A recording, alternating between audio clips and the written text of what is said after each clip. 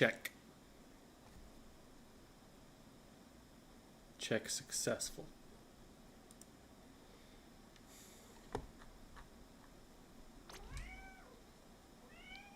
Cat. Hey, meow again so I can hear if they can hear you. Or so I can see if they can hear you. You're not meowing, buddy. Lame.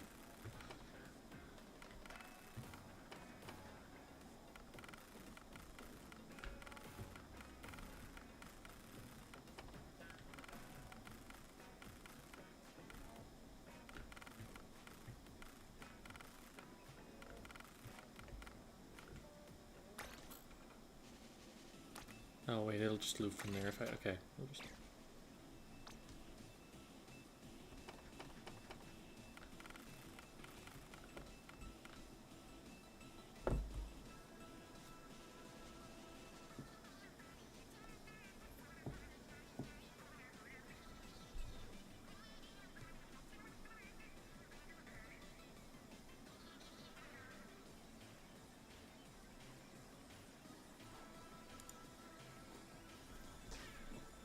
all right.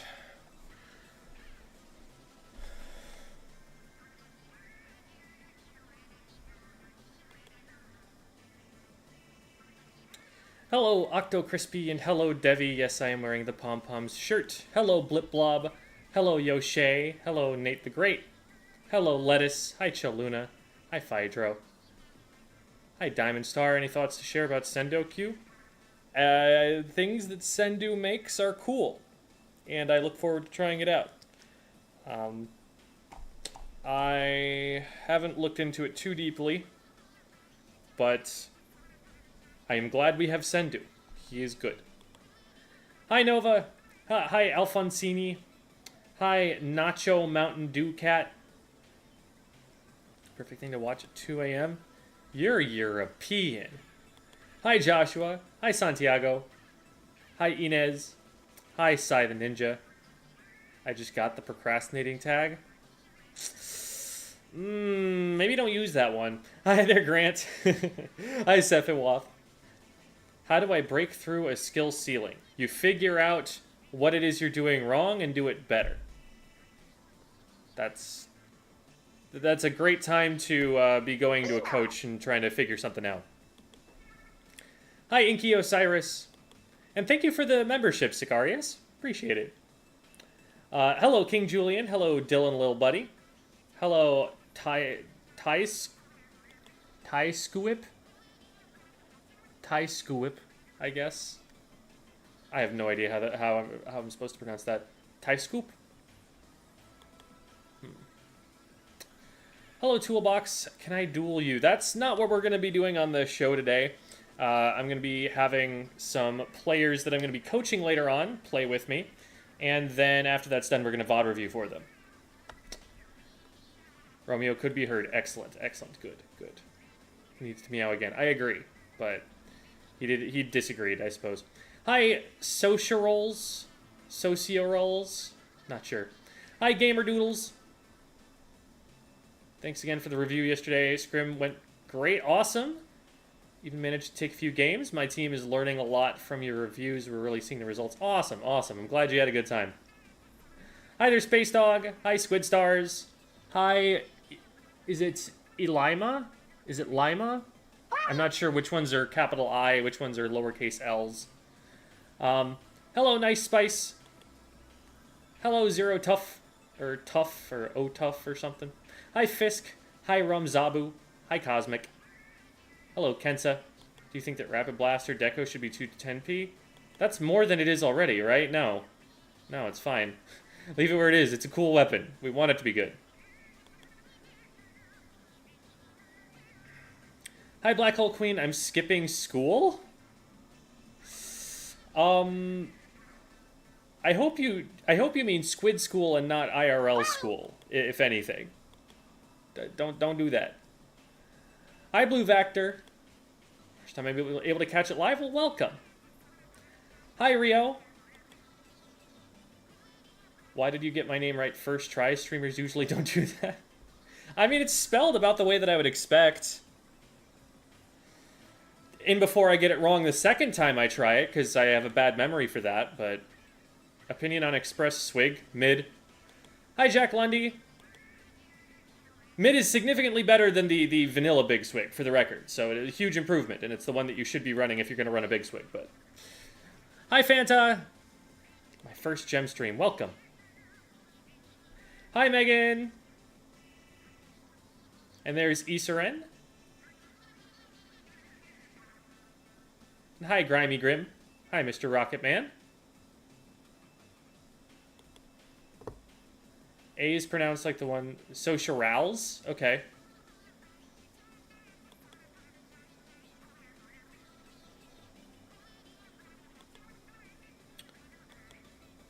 What if Clamblitz was easy to understand? I do have a video on the objective of Clamblitz, if you're interested in that. It's called You're Pushing Wrong in Clamblitz. I recommend that video a lot. I think it's even back from Splatoon 2 time frame, but doesn't matter. It is still one of the more useful videos I think I've ever put out.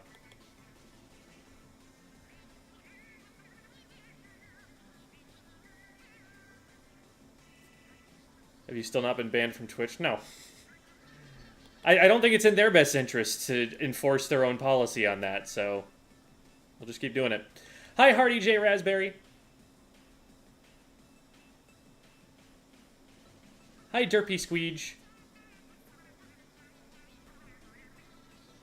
Hello, Hash. Hi, P. Zansei. Great to see you. How are you? I'm doing well. Hope you are too. Hi, Nivy9. Hi, Crazy Cat 07.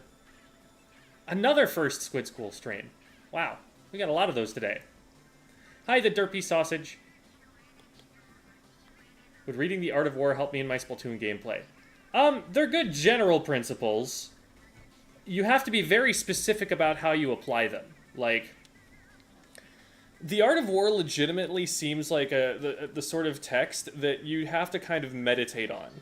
By that I mean, like, anyone can read through it and be like, oh yeah, that makes sense. Yeah, that makes sense too. That's pretty obvious, you know, that, and you read through it. But, like, actually applying all of those principles in every way to all of the other stuff they apply to, you really have to think long and hard about, like, what situations they apply. If they're not constantly sitting in your head for a while and leading to a lot of reflection that might cause you to think of a new way to apply them, then they're not going to do much for your everyday life or whatever. You've really got to spend some time thinking about them to actually get anything from it.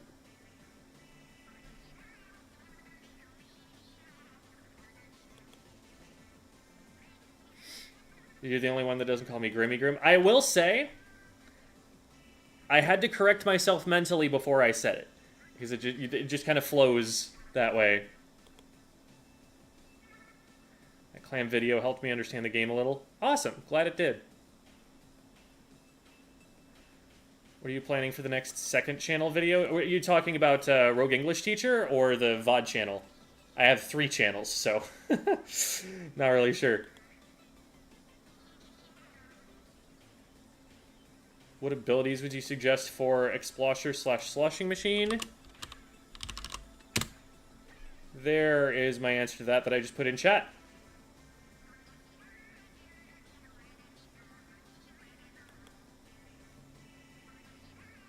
Bold to assume I can meditate on anything. People can generally meditate. I'm sure maybe there are some people with, like, maybe like executive dysfunction where it's going to be a lot more difficult to focus your mind like that, or maybe, I don't know, that would probably interfere with it. There are probably a number of things that would interfere with it, but, like, in a general case, like, unless there's some, like, outlier circumstance, I think people are capable of doing it. It just takes a little bit of patience. What's the name of the jingle at the start of the Squid School videos?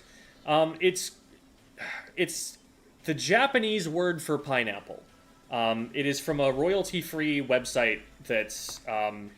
the same person who found it was the animator who did the opening sequence.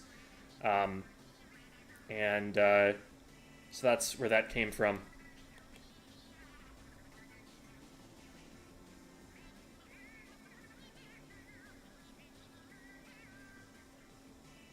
Why is there a monkey in the link? Is that just what... Does it show up as a monkey on Twitch too, or is it just like a smiley face? No, it's a monkey. Why did we put a monkey in there? Oh, that's just :D on Twitch. Why did they do that? It doesn't have to be a monkey. Just make it a person.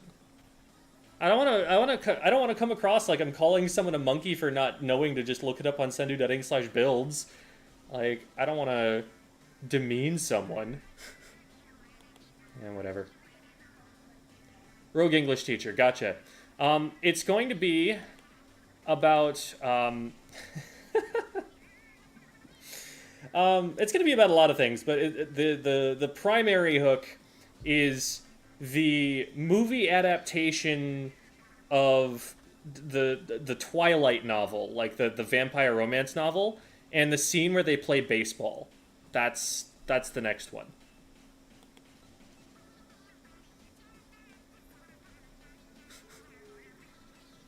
You think it's worth it to level up your gear to 5 stars? There are a lot of other things I would probably do first.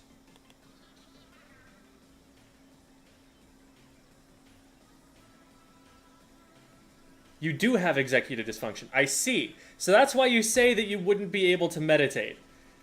That makes some sense. Here I am trying to be encouraging, but no, you were being very literal about it.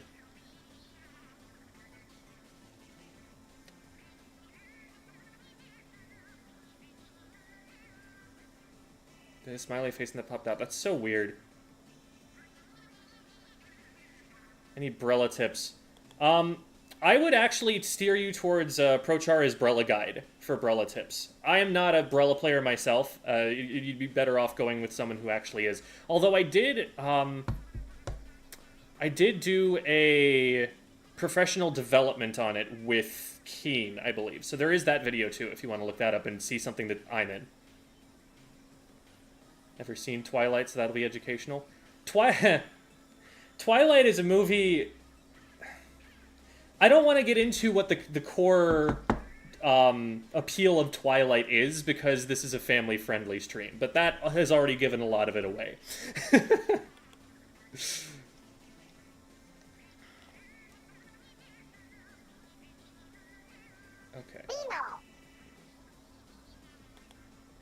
Okay. Wait, we gotta get started with the actual stream here. We're 15 minutes in and we haven't actually played any games yet.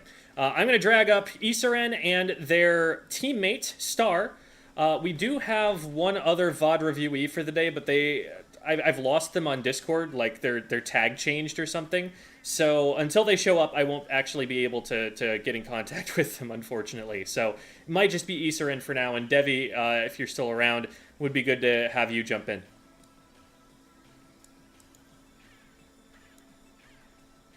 Just adjusting their volume levels really quick so they don't blow our eardrums out when we pull them in.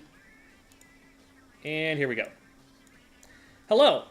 You are on stream now. Anything you say can and will be used against you in a court of law. I'm going to need you all to swear the Hippocratic Oath. And also, I'm going to be sending you guys the pool name in just a second once I cover my screen up with a cat.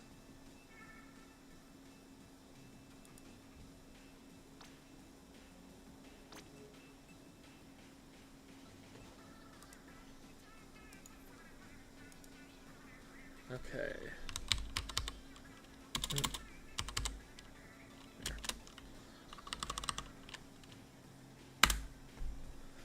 Okay, so that will be pool name and then also password. And I'm sending this to Star as well. There you guys go.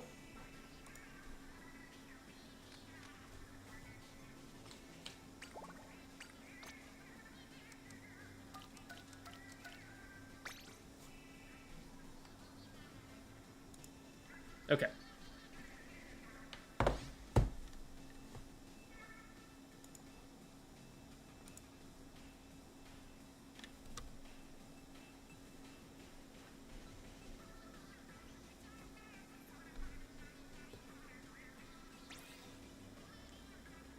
we allowed to DM you in Discord if we have a question that we don't really want others to see? Yeah, absolutely. People do that all the time, whether I've said it's okay for them to or not.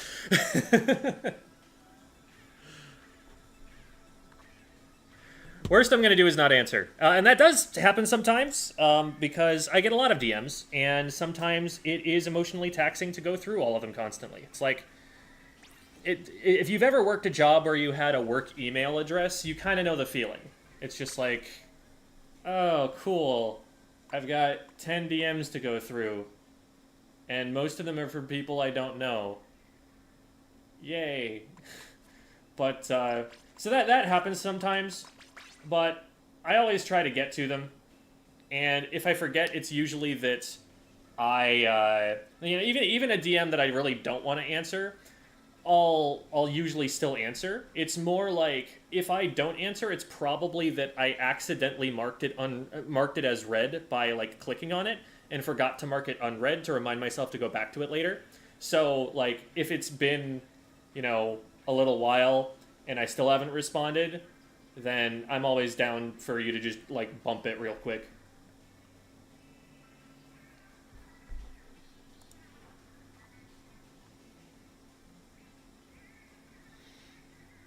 Reached X rank yesterday, and I haven't been able to find a single game.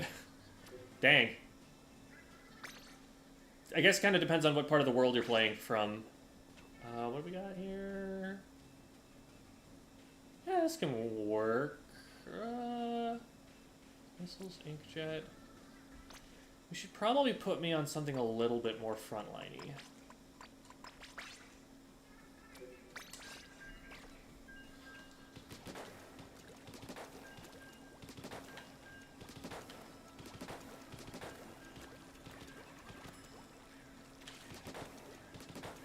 Overwhelmed by my email is over more than 100 messages. Dang, that's a lot. That is a lot. Like, it's not even that many with Discord DMs. It is a lot, but it's not that many.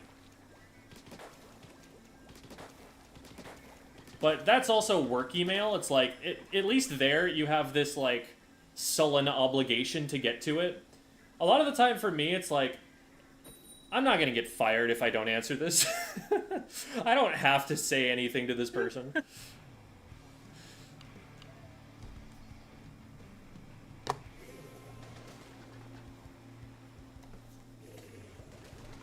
Probably like 15 or 20 per day. Like, they can kind of stack up if I don't keep up with them.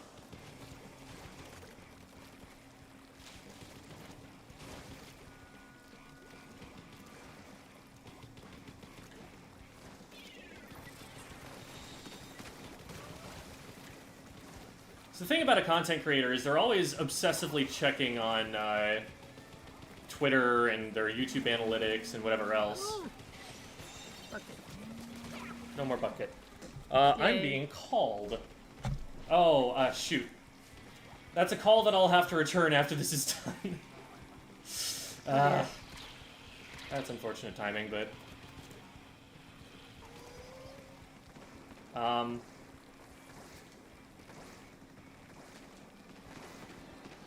I may or may not have gone the wrong way, thinking that I was in the enemy base, and in fact going into my own base.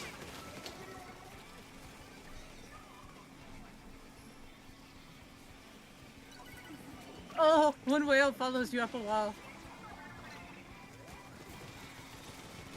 Oh! Got one. That should be capped there. Where's the jump coming? Not there. On our bunk. Oh, I see it. Underneath it. There's a beacon over there jump that someone just used. I'm in behind them. They're on their zone. Got him. I'm painting our zone. I see that beacon, but I got by the Triad around their bunker. I'm getting the junior here, if I can aim. Sniper to right with juice. Whew. Oh, I got pink jetted. Wait a second. I'm being whaled. Careful, Dev, you're alone up there. Okie dokie, I'm just gonna retreat.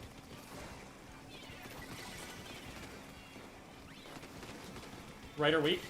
I thought I got him. Now I got him. Try got me. They're on right side. Not Nice. for long. That's white. Good stuff. Get the beacons on a bunker and cut. Good stuff, guys. Still one on star. One just Good jumped, trade. yeah. Good trade. They're jumping into their clan basket. Got one. I'm down. There's another jump there. I hit somebody twice, yeah. Sniper Raiders You cut. can see it on the map, but...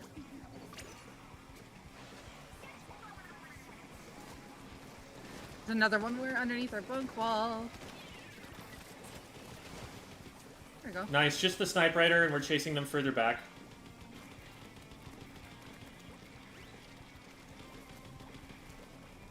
They gotta be coming out left. Two upper left, yeah.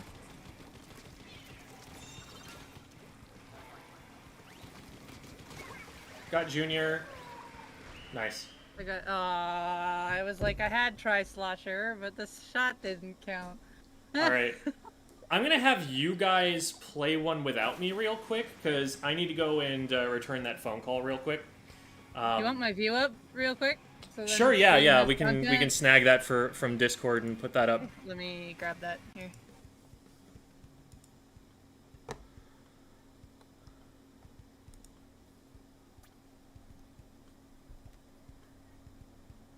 What type of music do I listen to?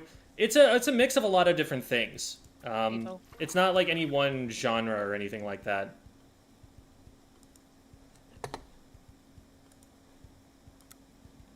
Okay, we're gonna full screen that, and then we're going to snag it here.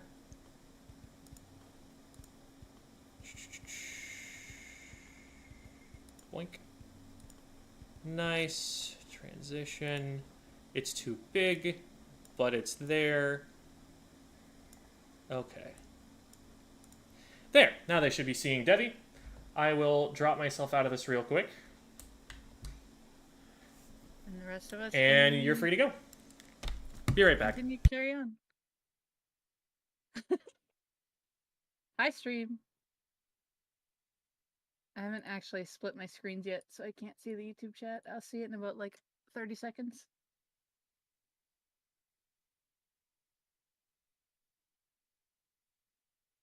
There we go. Someone else has the option to hold to start the thing. I think it's as Esrin.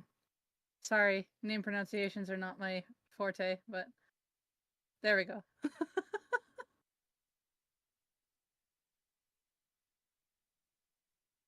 What do you mean Twitch chat power?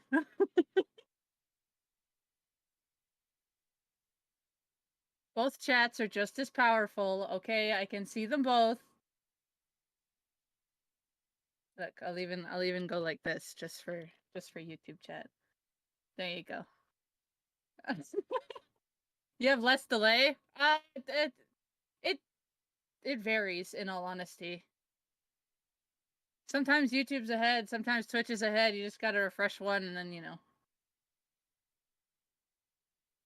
Hi, Marie? Hi, Marie. There you go. Booyahs.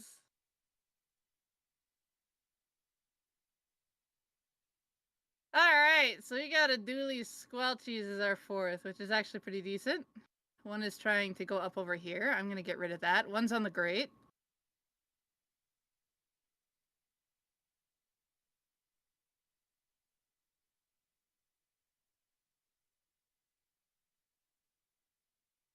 You can get him, I believe.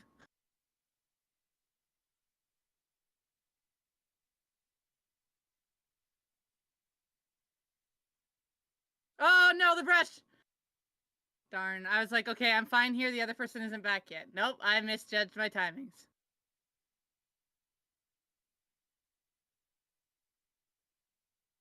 I guess I didn't need to do that, but you never know sometimes. Hi, Aerospray. Please leave them alone. That's Asuka.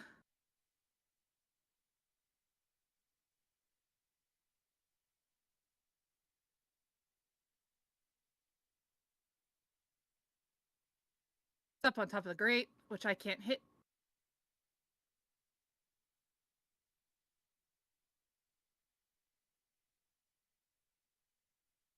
There's a brush up there.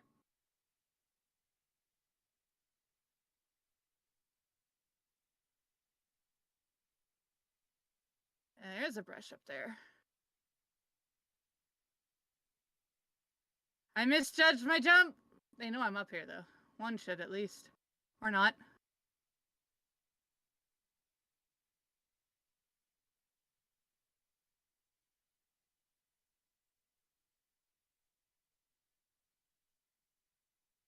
Got him. No, they got me back. No.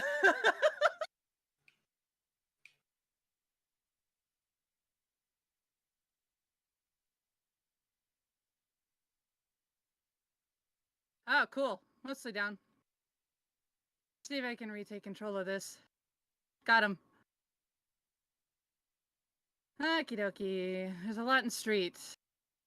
Let's just do a little fall off action here.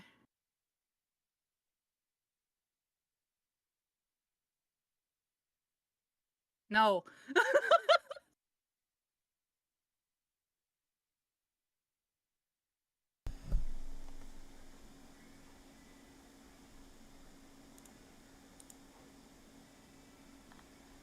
Ah, man. We got this. There we go. Gonna wait a second here. All right, I have deafened, so you will not be able to hear on stream anymore, but hear Devi and stuff. Hello, I'm back. The pool we're using is not public because we're using it for the explicit purpose of getting the right people into the lobby with us.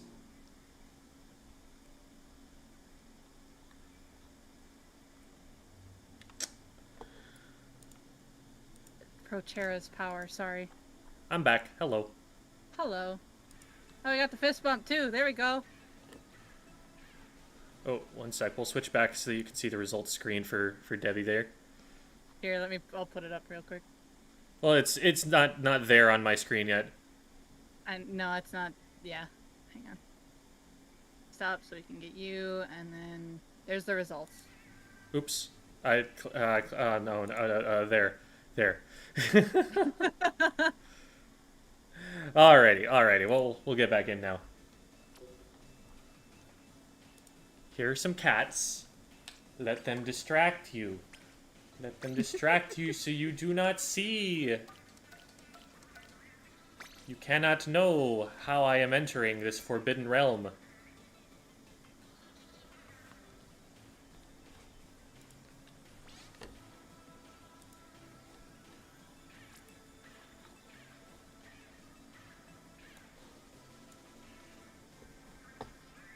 Alrighty.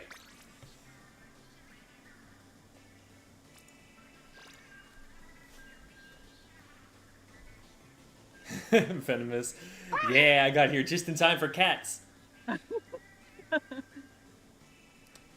Jem, what is the best part about Splatoon to you? That's an interesting question. I like that it's a very movement-based game in a that's a team game, as opposed to solo like Melee was. Because I wanted to have a team in something. I wanted to play a team game, and there's no way to do that in Melee except in doubles, which is definitely not the premier competitive mode.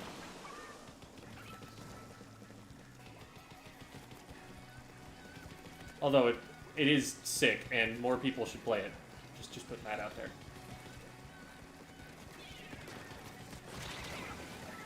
Traded. One on left. It's the dualies. Oh, yeah, they got me. They went up the bunk, or the mast, sorry. It's a beacon on mast. 2 on right.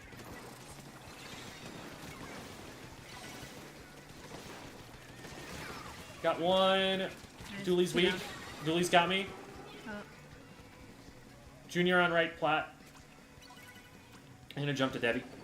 Yeah, They got a there's beacon. bombs being thrown at me, so heads up, and a blaster! Okay. On our bunk. Blaster. Blaster. Oh, I thought I had him. They're down. I'm down. In our pit. Careful on the left.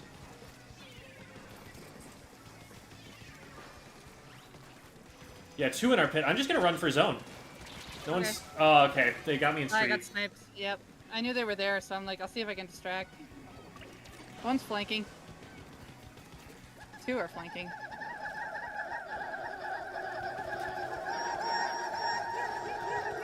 Yeah, we don't have a lot of time. I'm just gonna have to wail and get in there. Oh, yeah, there's one still here. I can't make it. I died to a bomb. Oh, no, it was the snipe. Okay. Ugh.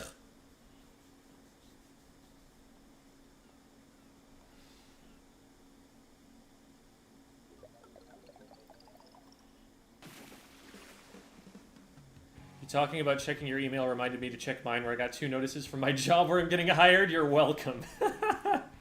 Oh. Oh, that's funny. Have you listened to or heard of Tally Hall or Miracle Musical? Tally Hall sounds familiar, but I don't know much about it, and I don't think I know about Miracle Musical.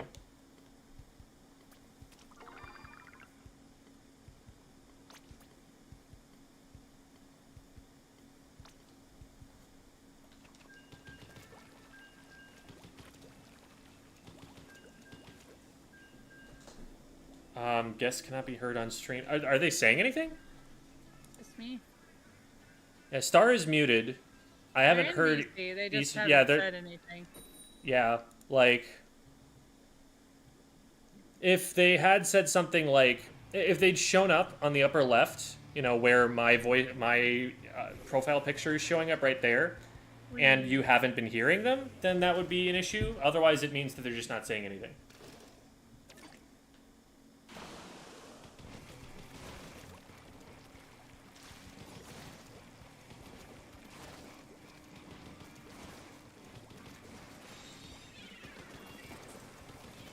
I'm gonna flank no. right. Charger on bunk with wall. I'm Charger down to off bucket. bunk. Bottom left machine. Machine weak. Got him. Something's on the right. Wailing. It's hammering. Coming through street. Still behind our bunker. It's Wiper. Hit him once. They're on me. Got him. Going for left zone. Charger's on the far left with the wall. And there's been something else around their They're street striking. Here. Yep. They jumped. Ugh. One dropping out. Got him. Left. Oh, I see the swag. Around the bunk, actually. Charger's top left. Okay.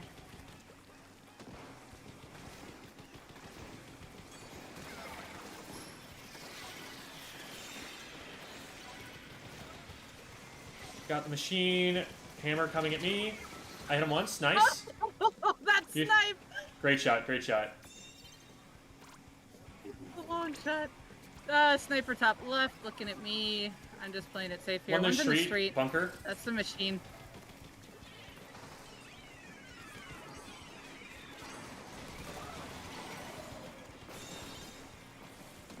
Machine's up by me. And Swig. Swing's on the grates. I'm dead. We just need right zone. We need both now. Yeah, at this point, we need both. Uh-oh. Whoop! That's a hammer. Bye.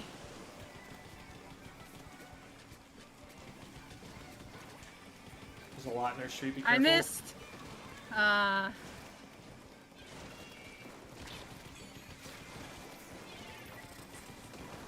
Okay, I'm wailing. There's one on bunker. 2 on bunker. You got one. They backed up. They're on left side now. Go in on right. Yeah, I'm with Watch out for Ezra. strikes. Got an Charger's ancient on looking at me. right. They're jumping into left plat. There we go. 2 on the left. Swig's forced back in the street. Someone's on bunk. Machine. They're booyahing. Yeah, they're booyahing this zone. Booyah is down. I'm painting through it. There, Got 3 the down. swig. Get the zone. Nice. Watch out, rain on left. Is there someone fighting on left? Yes, there's a wiper hiding right behind that block. I see him. They dropped onto zone. I think that was a hammer. Yeah. Oh, Yeah. I got sniped. 2 on left plat. I'm gonna go down to machine.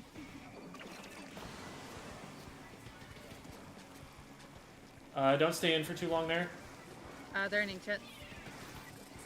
Oh shoot, this is not in the right place. There.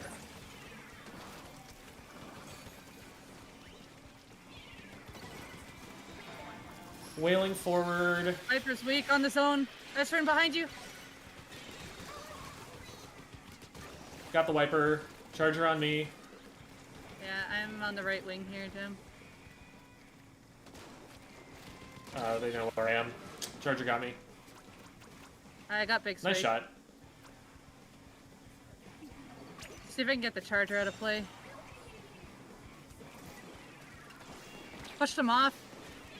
2 in their street. 3 in their street. 1 on bunk.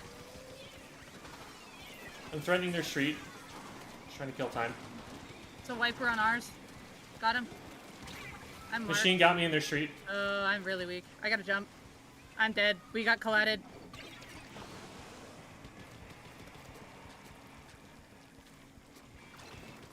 They're definitely gonna push street.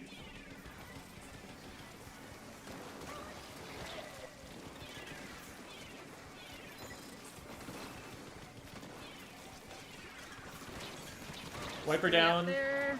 Nice. Wailing I'm the almost charger having and the roller. Yeah, They there's a dropped. machine They're going guarding left. right.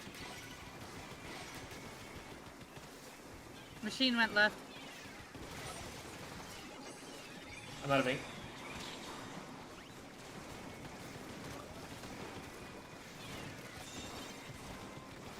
Good cap. Perfect timing. There we go. Whew. That charger got a nasty collide on us. I was dropping down, inkjet went up, we got collided. Air shot. I don't think that's actually K-bot, because K-bot doesn't put a hyphen between the K and the bot. I don't think that's the K-bot that is known as a caster. Yeah, I think this one's different.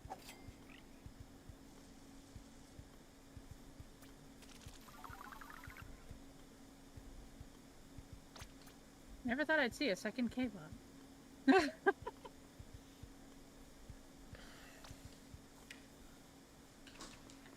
I wonder if it's also a Kenneth bot. Or if it's maybe like a Kevin bot or something. Or a Katie bot.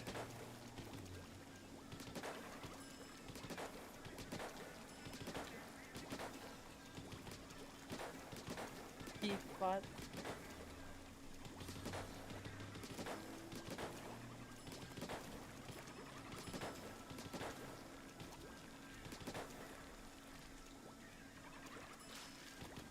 You find out if you made the team you tried out for tomorrow? Good luck!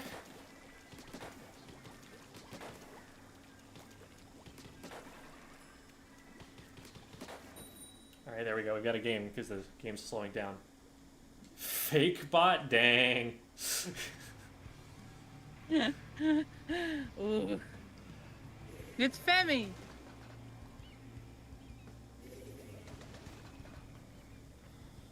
It is Femi. The Femi Dynamo. Femi knows how to use that thing. Be careful. I'm aware. I know you're aware. Speaking to the people that don't know Femi personally. Fair enough. Well, serves me right. I actually do know about Femi. Oh, alright. Hello. Hi.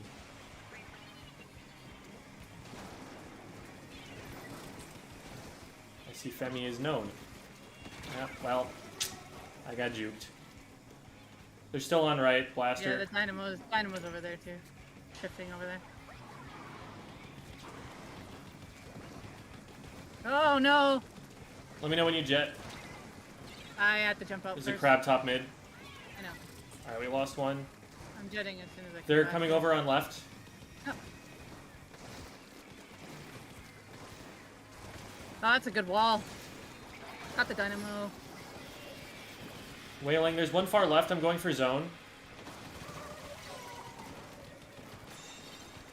Okay, Charger is on the bridge.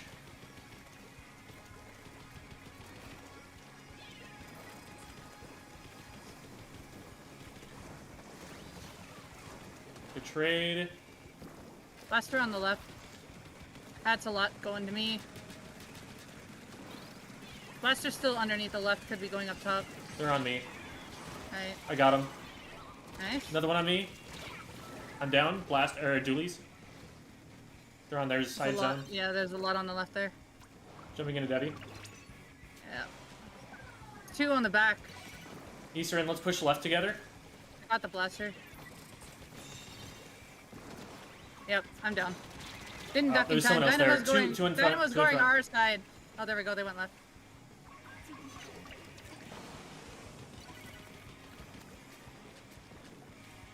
Okay, nice. Dynamo down. Crab and blaster. Oh, I'm down. Got Blaster. They had Cooler though, so they'll be back soon. We're down on our side somehow.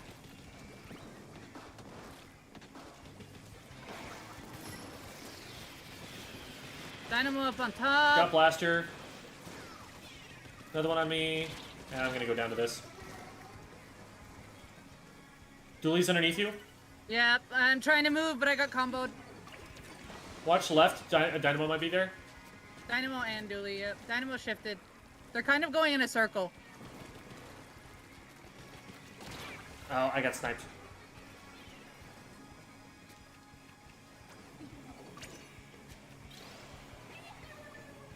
Alright, we've got an ink jet up. Just trying to go in. 2.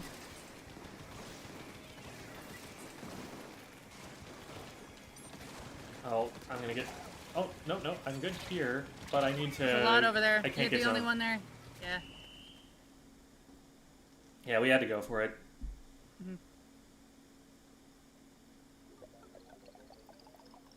I was still an inkjet at the time. And then as soon as I landed, the game ended.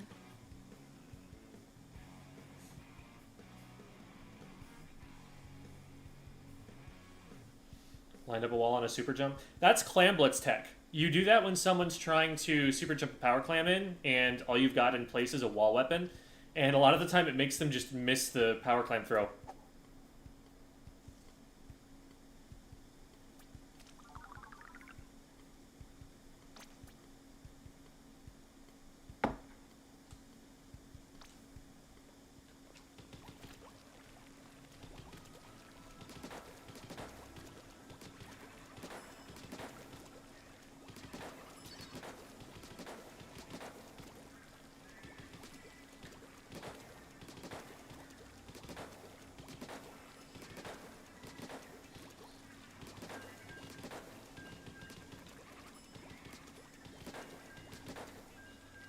S7 says that apparently Discord isn't picking up her mic. Like she's talking, but no one can hear her. Gotcha.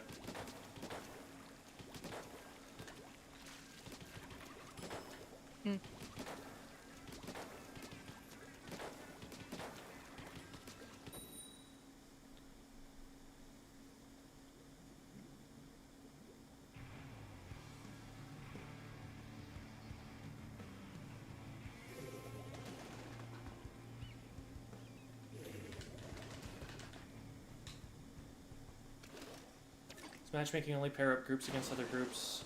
I think it I think that's like one of the variables, but not all of them.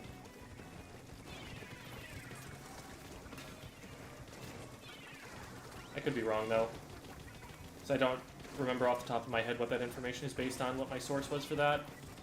Which usually means I just made it up and assumed it was true.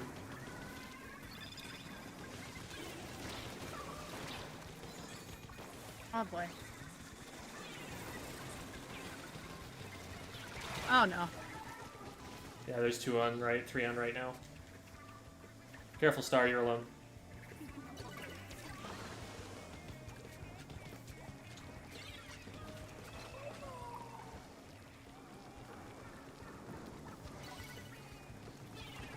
Two rolling in on left. Yeah, I couldn't get out of the roller. Okay, I'm gonna save special. They popped a Kraken. they can't do anything with it because we're not down there. Wailing, moving in.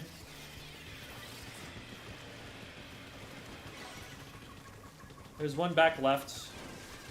There's one back right It's here. the jet. Oh my god. There we go, got him. Oh, I should not have traded that. Oh no. I got the roller. Go for zone. Going for zone. I can't paint it. There we go.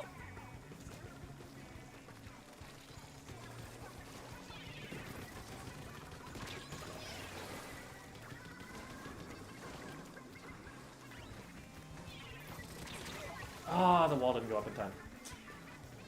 Oh, there's one on 3 the on zone top by right. me. Yep.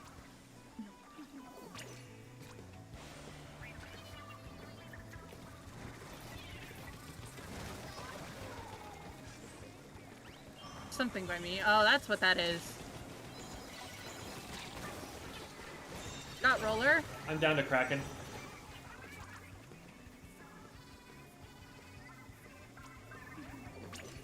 Oh, I'm down to jet. They dropped at me.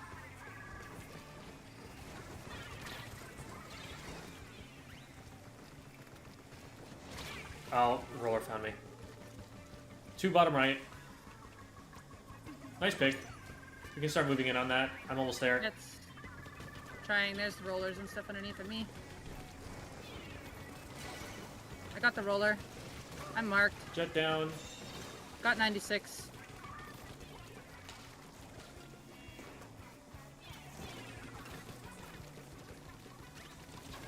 Oh, your wall! No!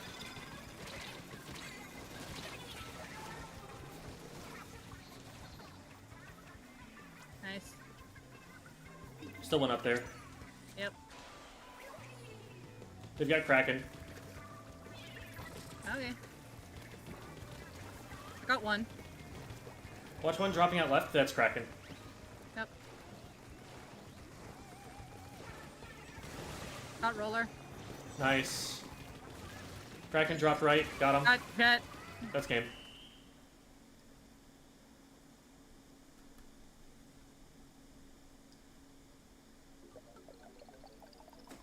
Do you ever throw splash walls at an existing wall? No, it doesn't bounce. It just cancels. The wall Okay. that's currently out will There just it delete is. the one you threw. Hey, you're here. Okay. Yippee. Is it a Big buzz Saren? moment. Is that how Yes, it's it pronounced? is, yeah. A Saren, okay. Or a Seren, or it doesn't matter. I do not care. I always try and get the names right, so thank you. Glad you got it figured out. All it took was leaving and rejoining. I've never had that happen Discord's before. just like That's that sometimes. that's weird. And of all times for it to happen, it had to happen today, didn't it? Eh, We've still got 15 more minutes or something. Yeah, we've got time.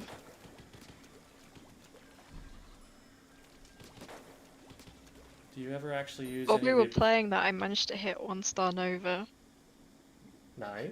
Maybe I've today been playing it getting in from comp, but I haven't even had it 1-starred yet. Exoroni asks, do you ever actually use any of the ability to drink tickets? I use them when I'm actually trying to farm for something.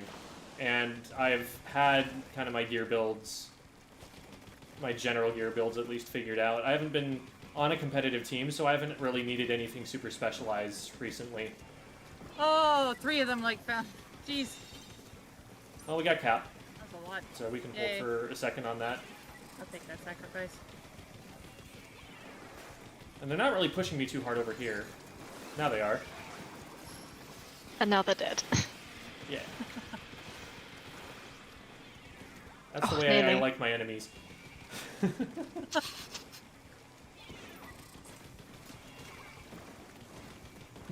Good crossfire. That machine's so weak. I got him. Watch that 4-point jet. Ah. She's still there. Tetra's still coming right.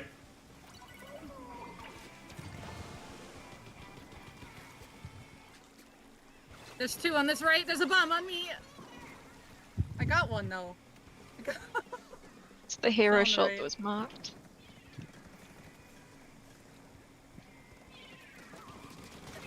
Got Jumping one. to top mid. Wailing, one bottom left. Good shred. Nice. 4 point down. Toucher's left, traded. Nice. Just Hey, hero zone. shot. They're spawning. There we go. Okay. Epic combo. They're top Right. right.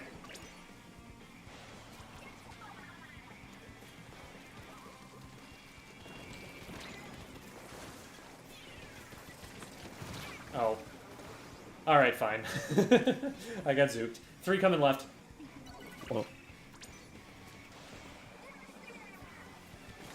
Thank you for saving that. All good.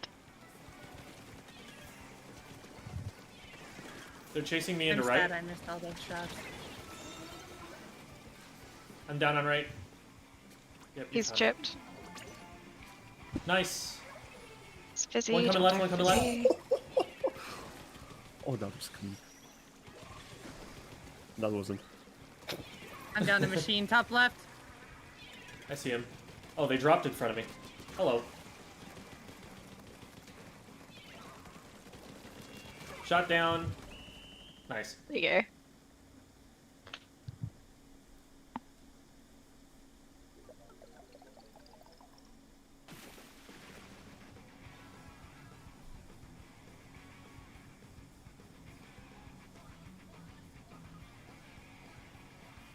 It's funny, I intended for People this saying username to be that. Shelluna, but I started chatting in live Okay. streams and Jen pronounced it the way he did, and it seems normal to me now. Oh no.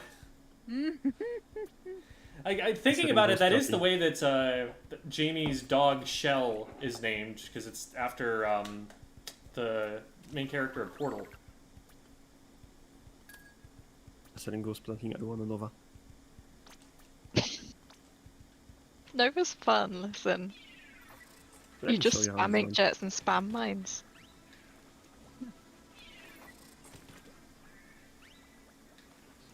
No skill gaming, let's go.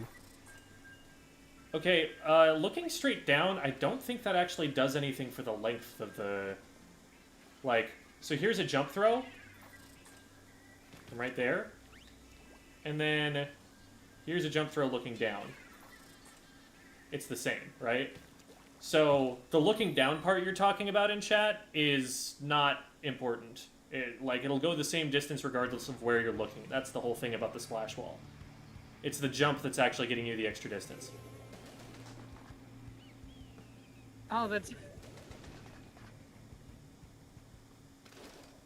Yeah, Jumping when throwing okay. splash walls changes how far they go. It is definitely worth it in some cases. Wait, no, did you go Nova as well? I just noticed. Yes. Duh. No, watch this, watch this. We fight over who gets to play Nova in comp. It's me, I already have Oh, four stars. I got bombed off the shit. Right. Oh, okay. they're weak in that back corner, but I got it back. Up. Oh god! That's not where I want to be! I hurdled a Trizuka shot.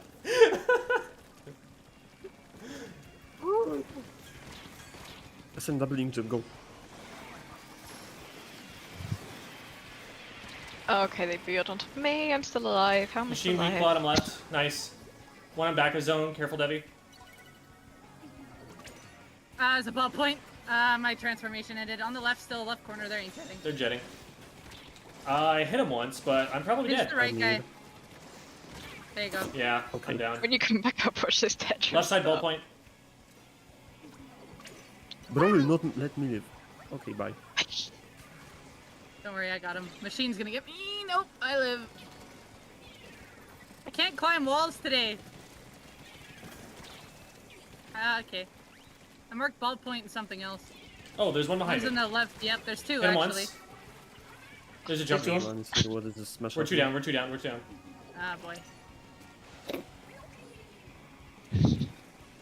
Maybe I won't play Nova on that map.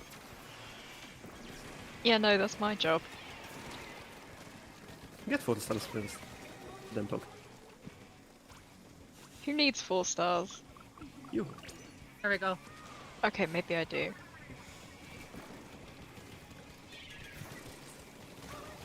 There we go. That was teamwork. Can we get the zone now? There we I'm go. a bettering that. We got it. There we are. My point stands.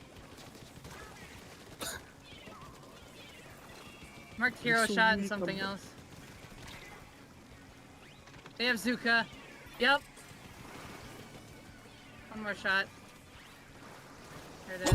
Oh, okay. I called that. Okay, nice. So that happened, I guess. Ball point I am down. so going, not dying. Got another. I'm probably down now. Okay, now we get zone. 2 on right. Ah, no. Double team him.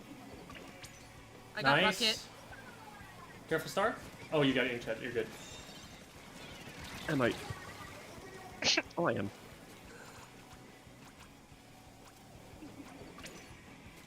Ball point was on that left side. I Pick me don't up. know where they went. Oh, I got Zuka'd. One more. There we go. Lots on the Hey, right. Russian. One left. Shot dropped Goodbye, right. There are Tetras there as well. Everyone is here. Churches are weak on the backside. 2 on my ouch, 2 on my ouch. Oh, Very we're 3 weak. down. They're gonna chase me in here in a second. Popping whale. Yeah, we're I just not died alive. immediately. Throwing fizzies at me. There's a machine Okay, underneath good where I'm standing. They're cramped here. Machine's How is that down. machine They alive? popped- yeah. Machine is Can still you alive in please the corner. die? There we Thank go. you. We There got go, someone there we else. That was the problem. Go for the jump. Bro decided It's weak. to do a Nice. Deadpool larp. Another one top left, top right. Get mines up in case they drop. Zuka. Actually, no, leave it. 2 Actually, on no, behind their leave it. snipe. 3 behind their snipe. 1 going left to right. Got one. One coming out left. It's They're So that- pinching. They're pinching. They're pinching. got Tetris. I'm down. 1 on right. Ball point Nice. down.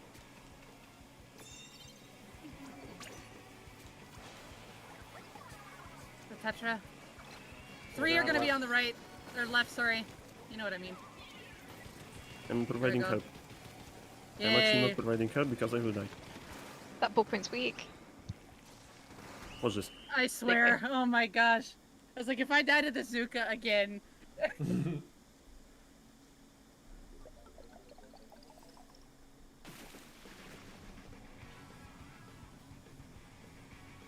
All gold. I managed to be useful somehow. I also got all gold. Where's that fist bump? Did we all get full? No, we can't have done. We No, three we of didn't us get got full all gold. gold. Let's go. Okay, fine. What's a B girl? I did well. I have no idea, to be honest. I genuinely have no idea. No. Oh, One of my oh, oh! friends It's like told me to make this my tag. it's like b-boying, right? Like Oh, maybe breakdancing. actually. Uh, Maybe. That would make sense. Yeah. Okay. It's okay. That's what it is. I've just never Yeah, that heard would that make phrase sense. before, or that term. I'm going aggro Flinza. No more Nova. No more Nova, it's Flingser. Flings is their secret weapon.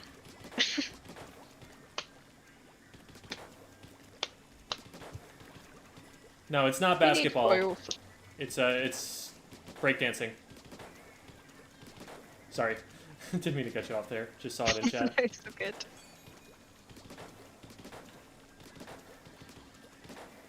We're expected to get the patch later, I think.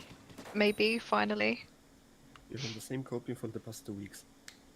Yeah. Has there actually been word from Nintendo, or is that just based on the patterns? There was a update that was discovered for tomorrow. Okay. Still that copy, I see. Well, we're past mid-season we believe now, in rumors and they now, said mid-season. Yeah. So, They're definitely overdue for one. Plot twist this whole season has been. Oh, Close to whale. They're pushing me on right. Got one. And Should have got the wall up a lot earlier. I missed.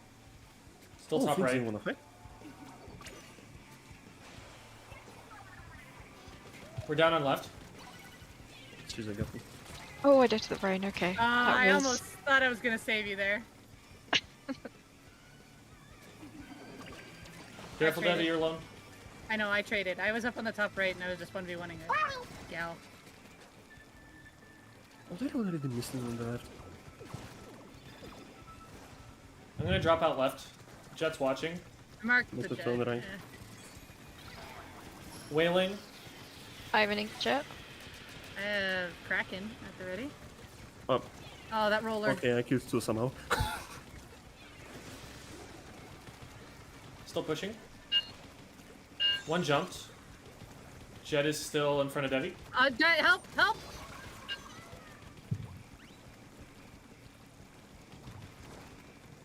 What? It's a That test thing fire came out of alarm. nowhere. Don't worry, it's not the actual fire alarm. Oh, okay. No, it's not the actual I thought fire the alarm. house Don't is worry. already better. I was hearing a. Oh, It that doesn't is sound like a someone. fire alarm. It sounds just like a little like bonking noise. Yeah, the fire alarms here are weird. I didn't think it was the fire alarm first time I heard it. There's a lot on the right. There's a second one below that mark. I'm going in there, I'm gonna That's kill what someone. it is. And I didn't kill myself, that's a part of it, I guess. And I killed someone on the ledge, probably. Hi, Kraken. By Kraken? Oh, I got fall off on them. Thank you. Should have killed him. I'm grumpy. Missed the one on the right. Bro thinks he's asleep. There you go. Yeah, bye. There's the wind.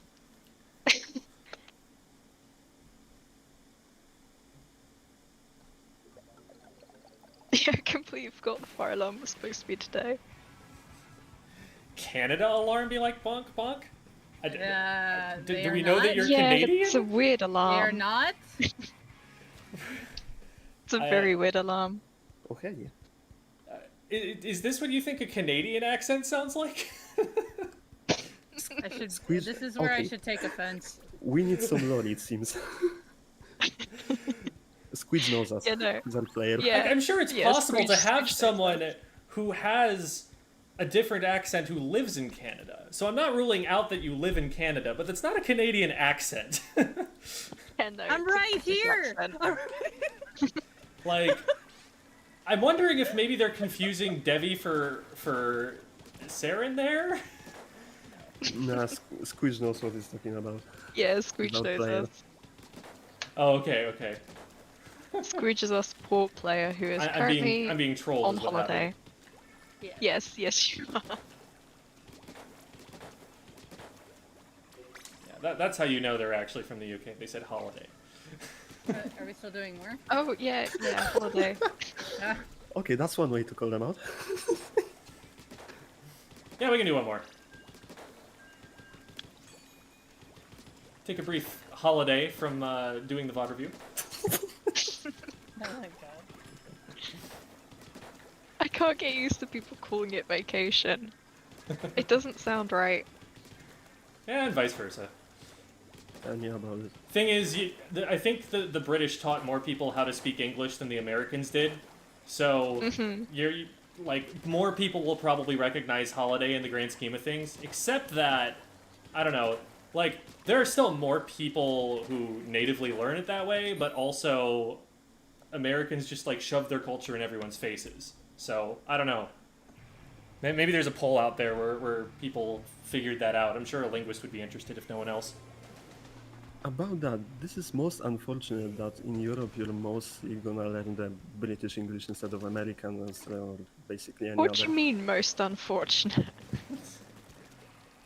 If you I don't know. perhaps I've always hand yourself admired top- the British insults. You're much more creative with them than we are.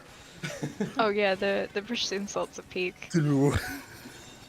Everybody laughs at me when we're in comms and I'll say something really random. Oh, You will okay. never beat my insults. So Grape is a D1 player. Yep. I got him. Or I got Benny actually. Yeah, I thought that I was was the the one one who got Grape Grape, was. but Okay.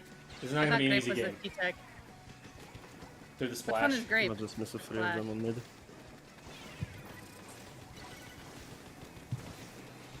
Oh, I chased them Once back to Prime their either- zone. There's two in That's bunker. cool. I'm gonna do a play. Wailing.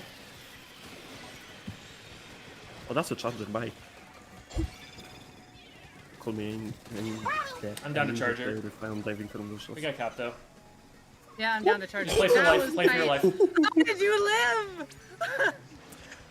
Pure skill, apparently.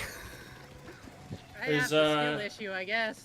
There's a couple on our That right Finland plat. is crazy today. Our bunker's clear for now. I'm getting a lot of attention brought to bunker. That's Where a was crab. I killed from? Okay.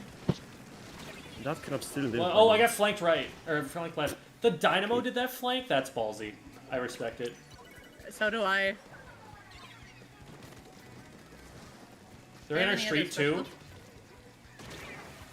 Yeah. Bad idea. Oh, hi. Where did you come from? That's paintable.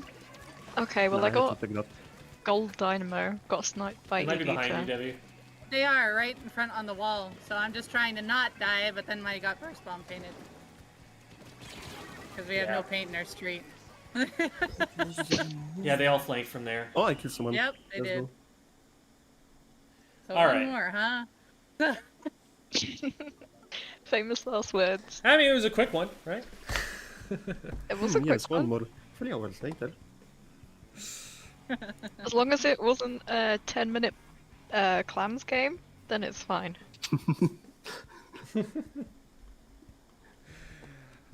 All right, I'll pull up the. If they want to review. I'll pull up the video.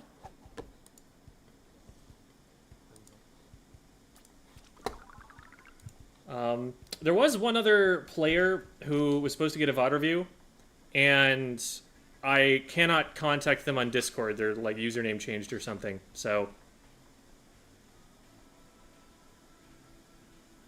this is all we've got for the time being. But if they do get back in contact with me and have a VOD ready to go, then we might do a second one after this. But for now, here we are. Team Glowfish.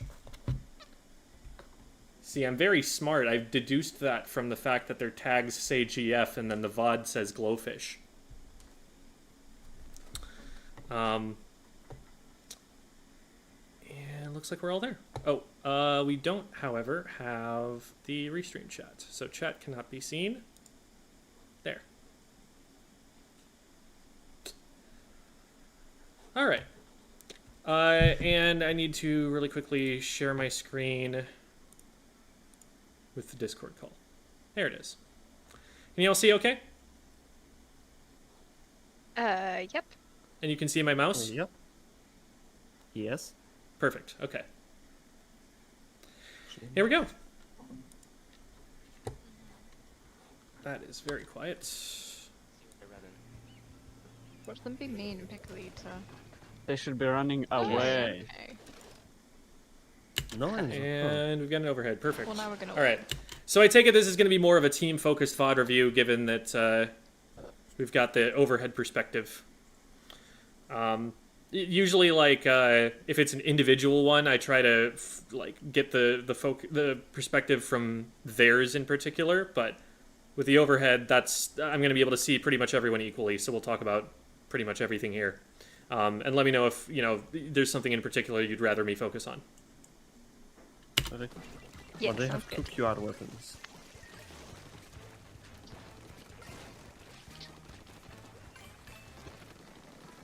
We have 2 running on the right. Weapon They're already. behind Okay. So it's Clamblitz, Scorch, and we've got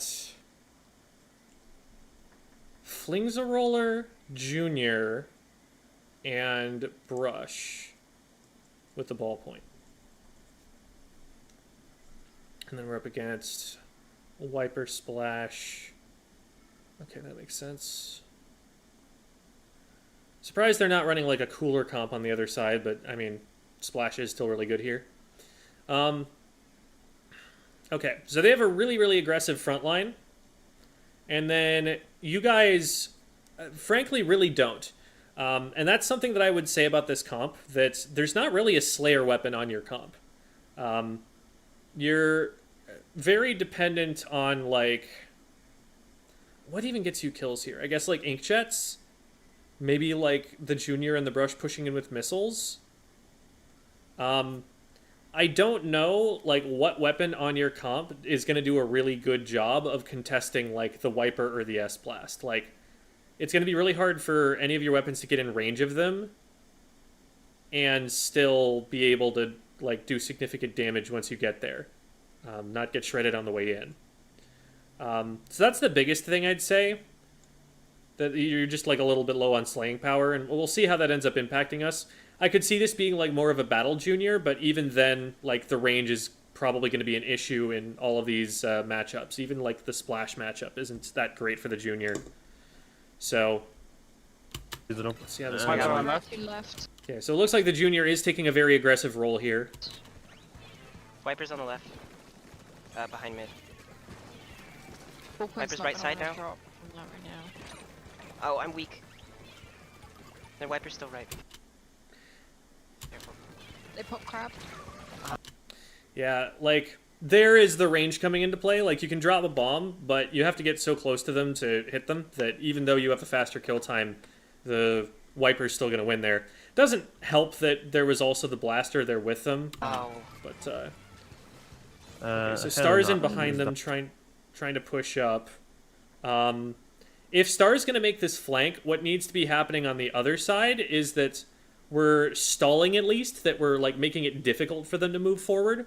Because if all they have to do is turn around and splat Star, and nobody's going to be punishing them for doing that, then this isn't a flank, this is a 1v3. That whole interaction horribly. Okay, and so we jump out, that makes sense. And now Saren gets down. one. Great job, ducking behind the corner there. At this point, play for your life because you're the only player up, and they all know where you are now, and you don't necessarily know where they are. I missed it free. The ball point's the one with the clams. Good stuff. They literally don't have any Always weak, crowns. always What weak. are they It's doing? really- Yeah, good job hanging in there, Saren, so that you can, like, make some amount of a threat and keep them away from this area here. Because them getting control of this is really scary when they've got a crab tank, when they've got a blaster, when they've got something with torpedoes that can, like, kind of lock this area out. Really weak. Bullpoint fell back. Alright. I'm just gonna get rid of the bullpoint. Nice because he's pick. got the clams and can do what? So I take it we're hearing Squeege's audio because we just heard the splat sound from Squeege's perspective. So Blaster gets Squeege. Two down, two down, two down. I got blaster. And now we Blaster know on my that arm. there's Blaster on my arm. somebody Blaster, there there blaster. still. I got it, I got it, I got it. I knew it. Oh no. Okay, good. It looks really scary from the map screen that you guys are doing that, but it looks like Star knew that they were there and had a plan, so that works out. Blaster on How my does arm. the Blaster brush on my get arm. What is Blaster, it? blaster, What is blaster. it? I got it, I got it. Oh, okay, so they don't know. Yeah, this is maybe a little bit of not listening to the callouts, not like recognizing what's going on. Because like Squeege goes down over here and there's an ouch over here. We shouldn't be turning our back to that ouch. Especially since there's like some urgency in their voice there. Got it. I knew it. Oh no. Oh my gosh. Okay, so shh. There you go. Oh, Okay, so we get a score in. Oh shoot, can't quite get away. how did you This is dead push. We don't want to try this any further. We only have one player here. They're the furthest player forward. They're the one that everybody on the defense is going to be watching, and they have no other job than to get this player out of the way. Whereas you have to both pay attention to them and go and get clams. It's just not a good look. So Busy. just back out of there. We don't want any part of that. So you just roll a splat bomb on landing, and that that's your best option once you've committed to it. But we don't want to commit to that jump in the first place. We don't want to be jumping to the furthest player forward most of the time, especially when they're right next to the basket while the enemy team's trying to clear the basket. I was panicking. I did not want you guys to get flanked from behind. No. None of you were there, I just knew he leave was it. there. He was hiding behind the sprinkler. Squeege is going to need some help soon.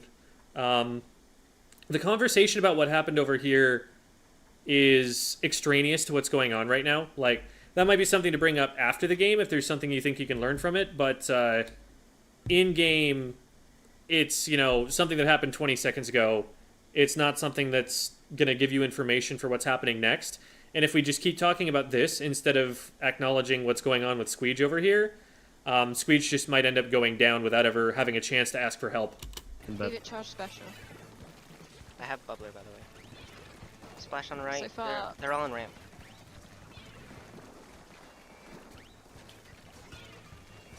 Try and avoid top mid if you can. Watch out for Viper's crab. just heading up there. Oh, I'm B. I'm down to I got one. I died to I crab. got him. I think the reef slider was a little bit of a mistake on their part. I think they didn't mean to hit the corner. I think they meant to get around Oh, it. I'm B. I'm down to I got one. I died Hard to to crab. say Got for him. sure. Let me see. Try and avoid top mid if you can. Watch out for Viper's crab. just heading up. Oh no, they just stopped it preemptively, maybe seeing the ballpoint or something. But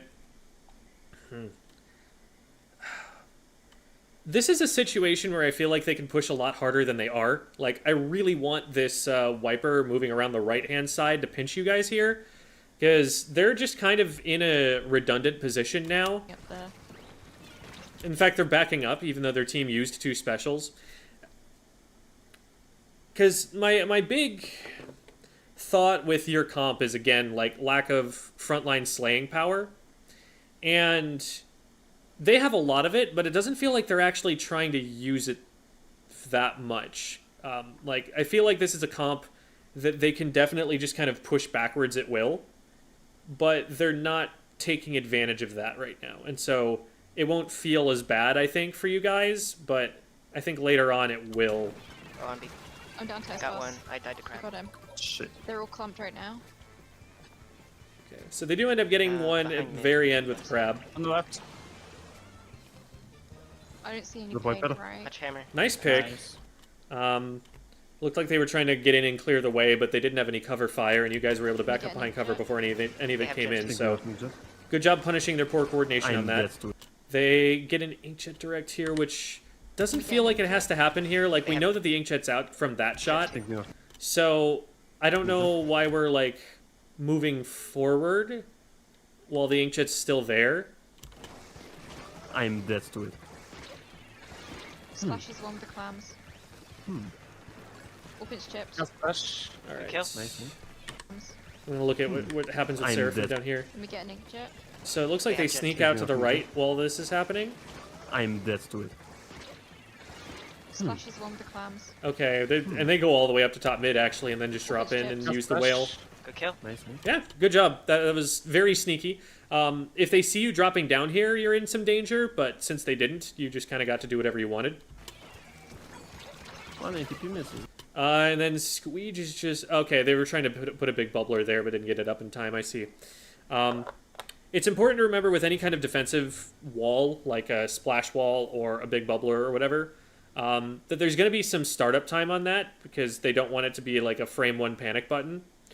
And so if you're not going to be able to survive for the next, few frames, then you need to be doing something other than trying to get the wall up. You got to be like moving or something like that. That was just a position where like Chipped. Just rush. the brush had Yep. just Nice. gone in here and had then backed up. So when Squeege moves forward, they're the furthest player in on the team with 3 weapons that all outrange them in better positions with more cover. So this is just like a really, really dangerous spot to try and be taking without more help. And even with help, I don't know what Seraphim is really supposed to do here. All they've got is like a bomb that they can reach. They've already used the whale, so that can't help. This really just depends on the big bubbler coming up in time, I guess, and that didn't happen. 2 misses. Go. Wiper going top mid. Also, look how fast the big bubbler got shredded. Like, it didn't buy that much time. Nice Got kill. him. Okay, nice pick there. Nice, I nice. wouldn't dive this I'm any dead. further. Okay, you don't even get the chance to dive it any further because they're crossfire. And there again is just like the range problem that we're having. Like, we're even surprising them and getting a pick, but then, like, their teammates can just trade back because all they have to do is back up a little bit. I'm gonna paint. Make sure we have paint in mid so we can see which way they're heading. There's one behind mid, striking around the corner. One's heading up top mid. I have an inkjet. When we get enough clams, I'll. I have 6 oh, clams. look, Let me charge one. No, Viper. Squeeze Misses these. via. Okay, so Crab Tank goes off in top mid. What is our answer to that? We don't really have any specials that are going to contest it unless we get the whale out. The Inkjet could in theory, but it's in a position where it would be exposed if it tried. So yeah, it's either we get missiles or we get whale, or we just have to respect the crab and like back off. What's It's this? a crab. Oh! Crab. Wait, I'm gonna have to heal. Yeah, and we go after it instead, and it's got friends to help. It just goes ball form. It's very survivable in that circumstance. Just not a lot of people up there to help with it. It's on high ground. So now we're going to Yeah, lose some good space. And I think it's best to pop them now. Yeah, pop now. The inkjet will probably buy some time here. Watch is flanking us. That gets Just watch Seraphim that. back in. Sarah, I trust you. There's a blaster yeah. on this left somewhere. Just a question of whether that keeping them back is value that was worth it. Probably was, but we do have to Sure, watch out for this left flank hit, on the left right. Oh, found a Wiper's friend. on the right. And that wiper. High wipe. Um, Left hit. Oh, found a Wiper's friend. on. So something that I want to point out from the overhead here is look at the paint in this area, right? We've got this whole area painted because this is a spot on the map that we control. It's in our base. Pop now. And Watch is right flanking us. here, Just watch that. Sarah, I it gets trust you. painted There's a over blaster Yeah. on this left somewhere. as Seraphim's like dropping in. This right here is the warning sign that should have told us we cannot, we've got to be really careful about what's in here. Blaster Like left, seeing left that hit, this left is hit. painted. Oh, Oh, it looks like we're actually backing away from it. It looks like we're swimming backwards. So maybe we didn't even see Wiper's until it was on right the on right. top of us. And that wiper. High wiper. But it is really important to contest that sort of paint when it shows up so that you have that early warning sign that someone's arriving, because they have to spend their time painting it instead of like just being able to swim right up behind your team. In Seraphim's case there, I think it's fine to do what they did and get out of there because they are the much shorter ranged weapon, but it needs to be called that the player is like pushing right side and that someone needs to be watching it. I think there might have been a call like that. Let's see what's going on This here. left somewhere. Blaster left. Left hit. Left hit. Oh, found a Wiper's friend. on the right. Okay, so Wiper's still on the right is happening when they're already popping the hammer on Saren. So that should probably come out a bit sooner. Like if you're abandoning this area, that means you're giving them all of this space for free.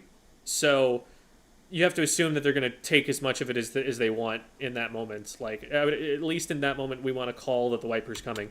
So it sounds like we get that idea because we do eventually call it if a little bit too High late. wiper. Yeah, nah.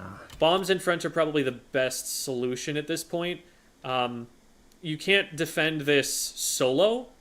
You're just going to get shredded. But putting a bomb in front of them will at least slow them down for a couple of seconds. And so that's about the best you can hope for.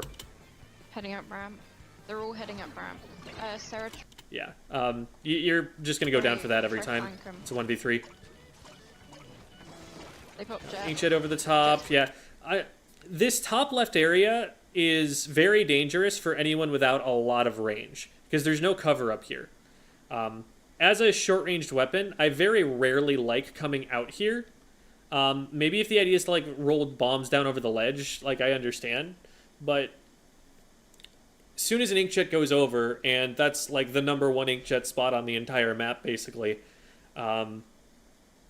there's not a lot that a shorter-ranged weapon can do. The longer-ranged weapon can, be a little bit further back, can have charge ready, something like that, but most of the short-range weapons should try and come out on the right side a lot of the time for safety's sake, and then pinch in from this direction while the long-range weapons poke here, and then you have two different angles you can attack them from, and that's a better fight than just funneling into this area when we've got a big jetpack bazooka. Nice. Chipped. There you go. All right, good follow-up there from They Star, got their pit and here. good I need pick as well. So it's unfortunate that they jump someone in because it looks like it's even numbers, but note that Seraphim is this far back, and they're also jumping someone in. They So got like their you get a pit here. pick, I need but to they're go still going to be able to keep fighting. It wasn't even a 1-for-1 trade either. It was a 1-for-2, but based on who was up and who was down on the team, it's still basically a trade that the enemy team likes. So, we probably wanted to play a little bit more conservative here. They got their Like, maybe take a vertical flick from behind the cover here, around the corner, instead of going in deep enough to hit a horizontal. 15. Shit, I need to go free. Watch for the reef. Go, go, go. I like go, the flank.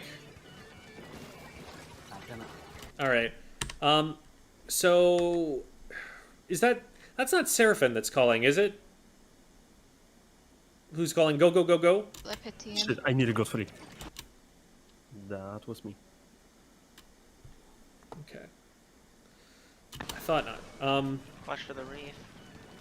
Because, like, what I want to be hearing from Seraphim right now, if they're flanking like this, is for someone to push in from the front. Now, nobody's actually available to do that yet, so maybe that's why they're not calling it, but if that's the case, then this might not be a play they want to go for. Go, go, go, go, go. Especially right now, where people are actually starting to get close. This is a situation where I at least want to hear Seraphim calling for the fight. Star calling it is great, but like this is Seraphim's job. Like if Seraphim's gonna flank, they need to be calling that flank because a flank does not succeed unless the rest of the team pushes from another direction. A flank where it's not called or the team doesn't push in with it, it's not a flank. It's a 1v3, and that's pretty much what Seraphim's gonna end up in here in a second. And that is how 1v3s go in this game. Oh, ball point. I'll Ball try point's on our forcing ramp. back.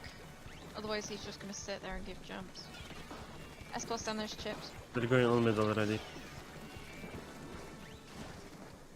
They're going around the Fox right side. flanking. Why is machine already Right. here? I like that we're so much more aware of the right flank now.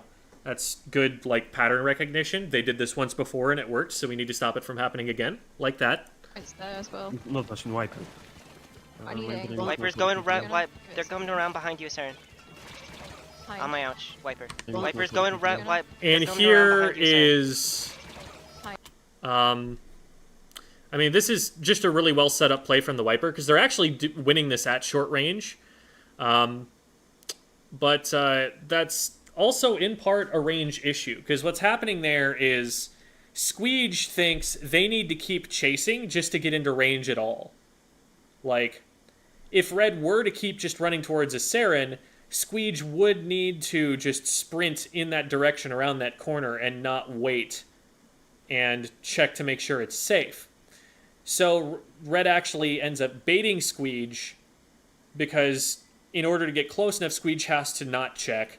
And knowing that they're not going to check, Red just wins this at melee range instead by dropping a torpedo first. So that's it's a little bit of a great play on their part, but also just like I think with some slightly longer range slaying weapons, there might be ways to prevent this besides having to run into the ambush. On my ouch, Viper. I missed. But great play from Red. I'm gonna have to. Yeah, This Wiper. is like a really obnoxious position for them to get into. They're going to be able to jump a power clam in here easily, and then Red's going to have 7 clams worth of follow-up ready to go. The defensive formation is just completely screwed up now because we have to be looking backwards, and so the enemy team's going to walk in the front door, and they're going to be flanking for doing it. We're deep in our spawn, guys. He dropped. Where? And they act Oh, okay. They no! just go in for He's the alive. pick. I almost kind of wanted Red to just stay up there because now they've given away that flank position and they're all in the same spot now. It's like, yeah, they got 1 extra pick, but like, did they need that extra pick to get in? I'm gonna force him back. Squeege in Does some that danger. They've Does got manage to crabs get still back crouching down, because the crabs crab down. doesn't actually manage to get Got him. shots off. They force it back. Okay, so that could have been a lot worse. Is the thing to take away from that? Like, if Red stays up there, you guys just don't have your base at all. But because they dropped down and just clumped up on top of each other, you were able to all focus on the same choke point and stabilize. But we need something that can watch that right-hand side and actually zone it out. And since Red was like scaring Squeege away, because Squeege has such short range, they're able to run away from Squeege and pull off that bait on Squeege. Like, they're really punishing the lack of range in that engagement. Saren is basically the only weapon on the comp that can stop the wiper from doing that, but their job is to be looking at the left-hand side from above the basket in that position. So they're kind of torn, and it's able to just kind of slip through. So another way to put it might be like a lack of stopping power on the team. Like we're really, really relying on like bomb spam or something to stop them from moving forward. Because our main weapons are not going to stop them from moving forward very quickly. Maybe the roller can shark sometimes, but more often it's going to be wanting to stay at a mid-range and paint for specials, so it's going to be pretty visible. The ballpoint is only going to be able to do so much, so I think we need a little bit more range on the team, we need a little bit more damage on the team in that frontline position. They're sitting on mid.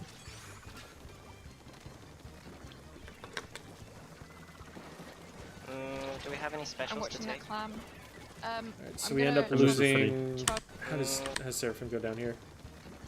One thing I'd like to point out is that Seraphim has been going up into this position repeatedly. It's worked a couple of times, but it's also something to bear in mind that, like, at some point you have to recognize that they're going to anticipate you being there. And that doesn't necessarily mean you stop, but it does mean you have to be careful that they're not taking some off angle where they'll be able to see that. Because you can see the ballpoint is already positioning off of top mid. Sitting on mid. They know that that could be coming, and they're like ready for it. They're not threatened by it. Do we have any specials? Ooh, yeah, actually, so the ballpoint sees you, and you're called out, and then you try for it again. And now they've got another player there as well. So, this is just a situation where we're doing the same thing too many times in a row. Now, I don't entirely blame you, because this map is like just really difficult to navigate for the brush without like wailing in and having teammates around. But that's why it's not working. Watching that clam. I'm gonna I missed the 3. charge a How inkjet. close? Just give it a second. About halfway. Watch that wiper. Okay, Wiper's so we weak. got them stuck in the bottom right, and that's And then somewhere you we got want inkjet. When to I push get as it, much I'm as gonna we throw it can. forward and immediately pop They it. got jet. Ballpoint comes in to save the day here. What I want to happen ideally here is for Squeege to be diving in on the S-Blast. I can see why that might not be possible from the crossfire that's coming in, and it might look dangerous, but maybe even just like a And then you got bomb inkjet. thrown over When there, I get it, I'm gonna throw it forward and because otherwise Star is just kind of stuck in a position that's not ideal for their weapon. immediately pop They it. got jet. They'd really prefer to just be hitting this Okay, he's gonna try to. horizontal at short fuck? range and finishing the fight. So meantime, jet. while all this is going on, Seraphim goes in on a long flank. And at this point, we're really split. Again, Seraphim needs to be calling flanks, because if everyone else backs up while the flank is coming in, flank is probably going to trade 1-for-1 at best. What the fuck It's am I nearly doing? down, it's nearly down, it's nearly down. I'm gonna throw it. So the flank is Wiper in, behind me. On the and 1-for-1 on the trade. ball. On the best. I got Nice. high flanked. Wiper's chipped. Yeah, we end up being able to trade one back, but they traded back after that. So, again, a flank is only as good as the pressure that's coming from the front of the enemy team while you attack from the back or the side. And right now, there's just no pressure on the enemy team from those directions, except for like on Yippity, way up here. These two players have free Wait. license to just turn around and look at the brush. I'm gonna throw it. Wiper behind In me. fact, the ballpoint actually runs backwards, and if the Splash were looking at what their teammate was doing here, they would see that their ballpoint teammate is probably going to be drawing aggro with them over to here, so that was a mistake on their part, that they just kind of stood on the same spot where the ballpoint was running away and got caught in the crossfire that way. But I think that like if they play this better, they can make this an even more decisive on the fight ball. win. On the That you guys get one player fewer Got Nice. off of them. Wiper's chipped. So again, that just comes back like every single flank, every time you're engaging the enemy team, that needs to be called, and that is the one fight that the team is focusing on. That's the only thing that you guys are worried about in that moment.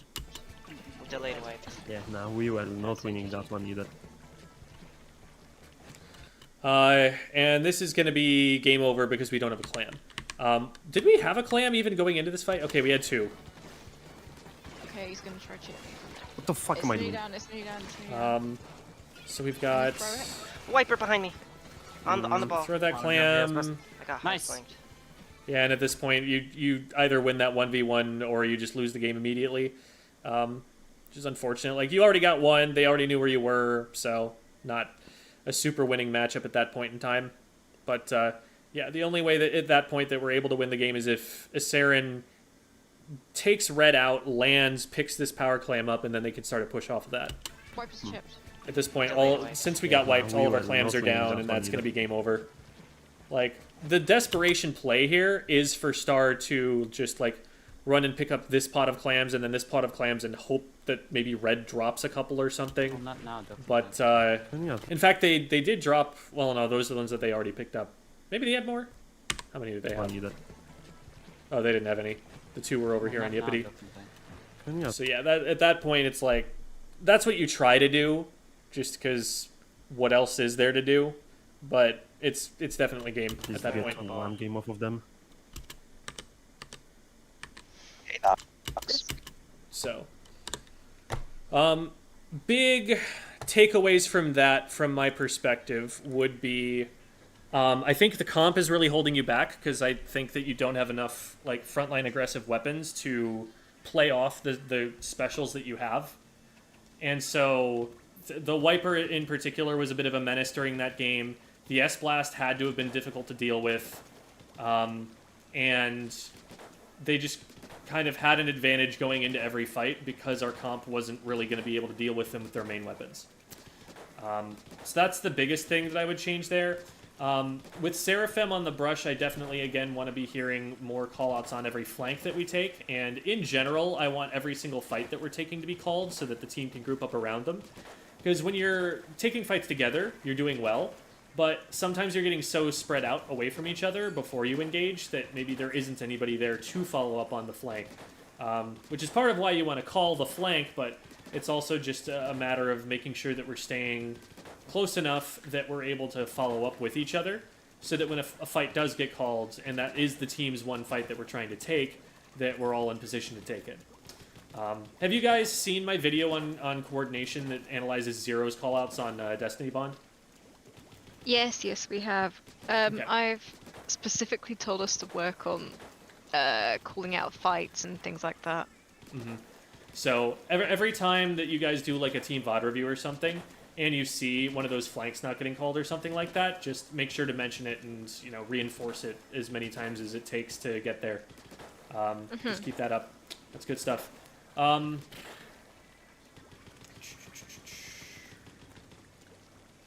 Is there anything else? I got one question about comms. Mhm.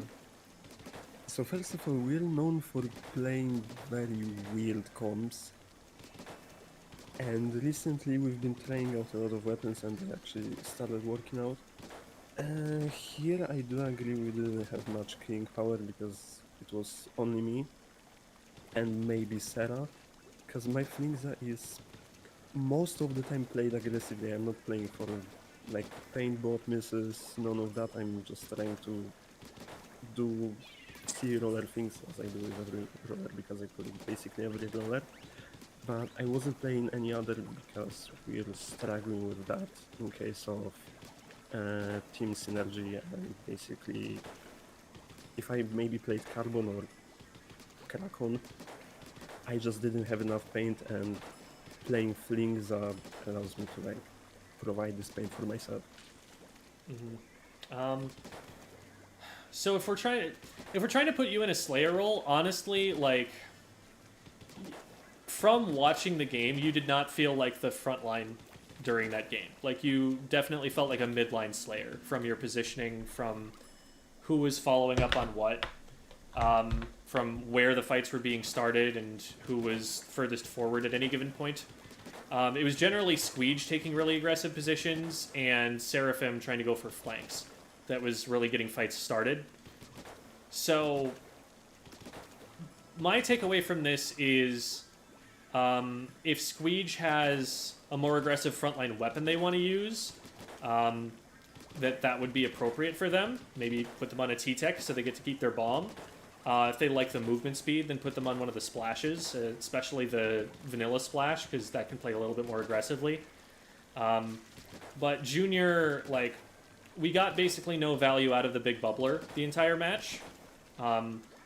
And tri-strikes, like, for one thing, we would have gotten a lot of those and been able to just spend them really quickly. Whereas big bubbler, you kind of have to set up a little bit more. And on top of that, you would have had the extra range, the extra killing power that you don't get from such a random weapon with such short range. So that would be something I would consider for sure. If Seraphim has other weapons, that's also something to consider. I don't know what their pool is like. Setup plays only Ink Brush and Tri-Slash. Tri-Slasher.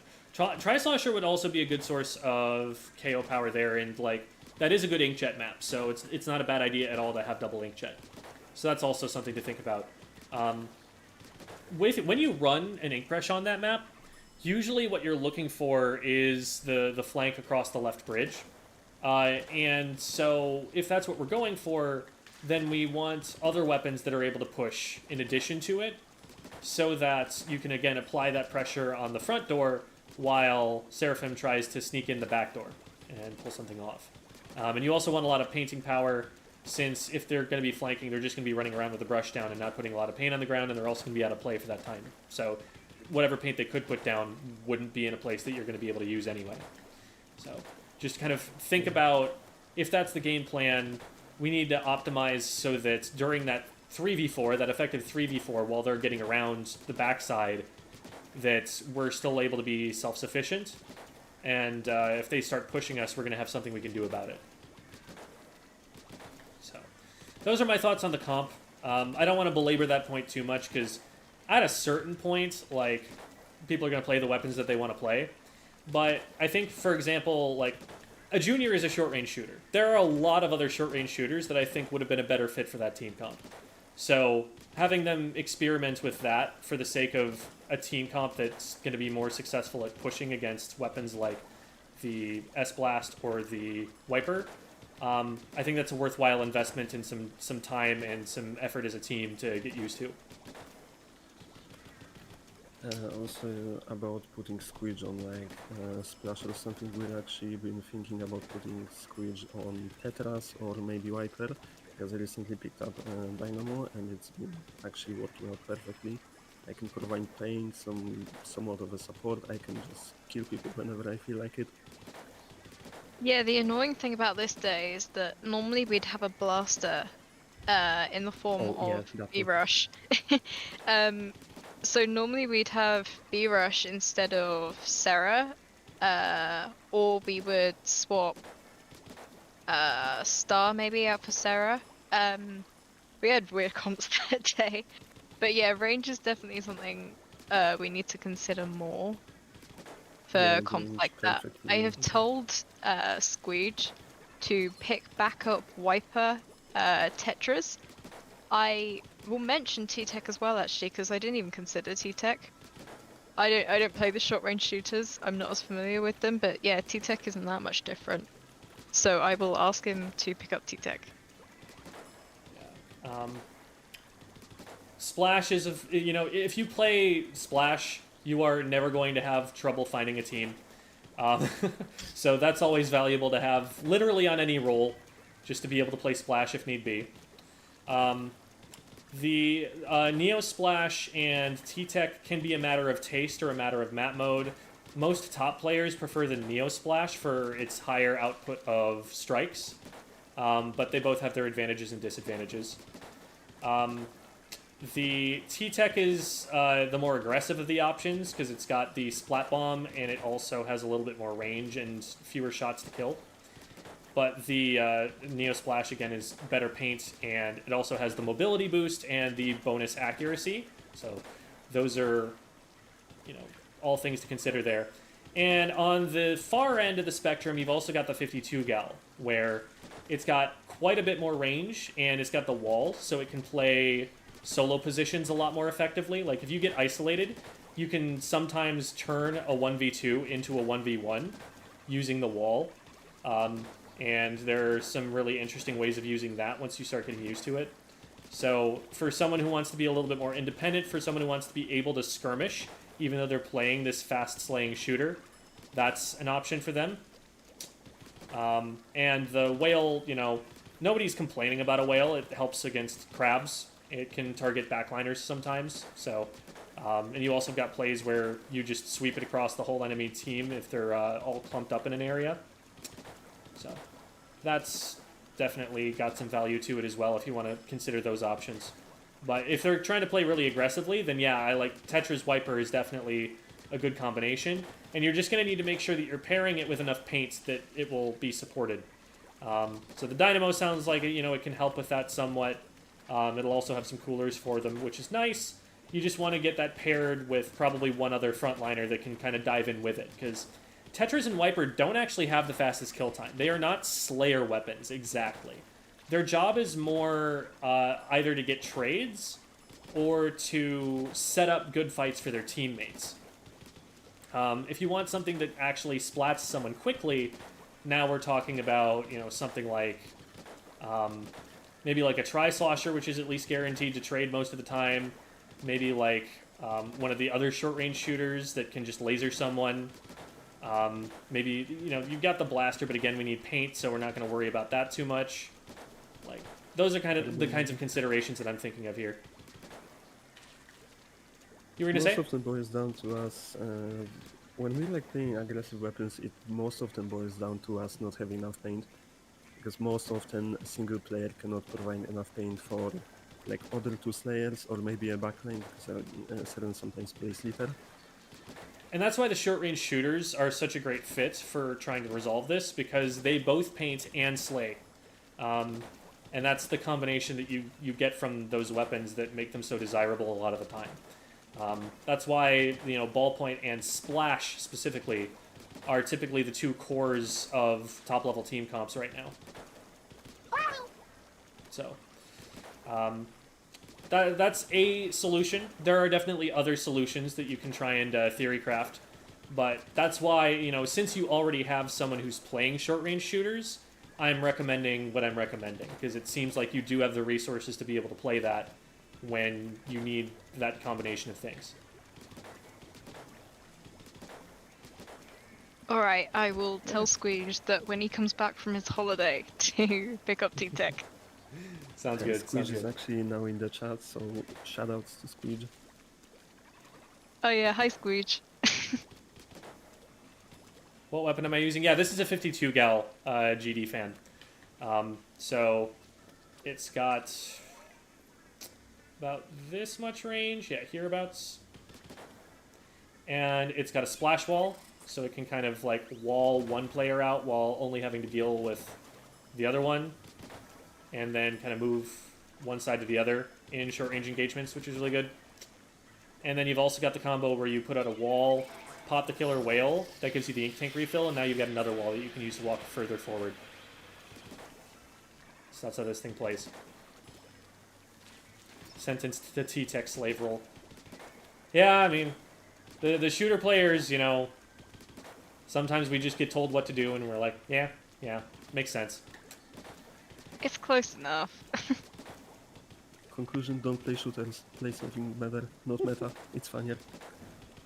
It's harder to get a Playing team off that meta way, though. is funny, but meta is meta for a reason. Yeah. The thing about the meta is Especially that when you counter it. it generally works. Like, there are definitely things that are not meta that work, but there's never been a meta of things that didn't work, because it's just going to be tested so often and be so consistent that you're always going to be able to build a comp if you just play what's meta. So it's something you can fall back on if you're finding that like what you're trying to do doesn't work.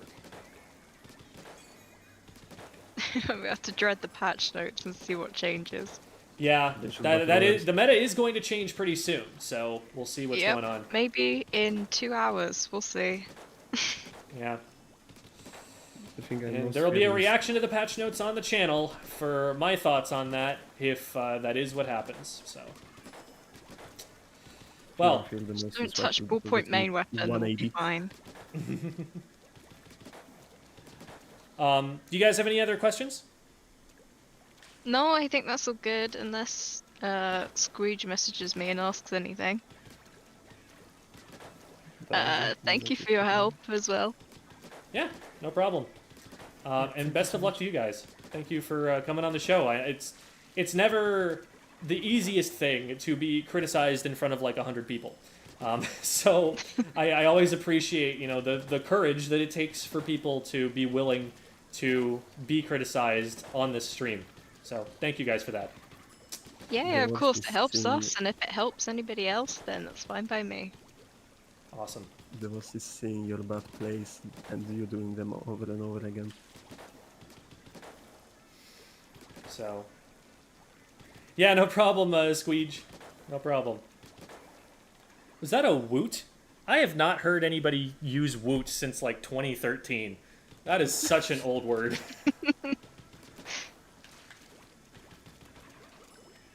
I love being roasted for 20 minutes. It's fine, it's what it makes you learn, you know this, Scrooge. Woot is old? Yeah, Woot is old? Are you kidding me? Woot is like probably older than some of my viewers. No cap. Oh, no, never I played feel it in old. My entire life. Like W00T, like that's when leet speak was still a thing.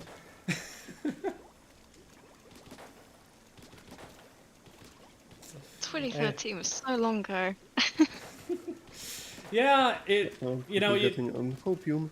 it's something that like as you get older, like things that you remember, you think, oh, that's recent because I remember it, and then you start to go, oh wait, no, oh, and then you start to get a little bit existential, but it's okay. It just means you know more things now.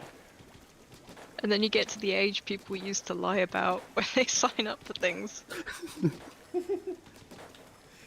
Like when you go into the working world and you start working with people who are from different generations, people who are older than you, all of a sudden they start making all of these pop culture references, and you're like, I actually don't know that. And you're like, wow, that's old, but I mean, they lived through it, and everyone else at the office lived through it. You're just too young to know it, and so you get called a baby for that instead, and it's very weird. You go in like feeling like the grandfather that you are in the competitive gaming community, but then you become the young buck, you know, the new guy, like the kid. It's a weird dynamic. It's a weird dynamic having coworkers that are like in their 60s.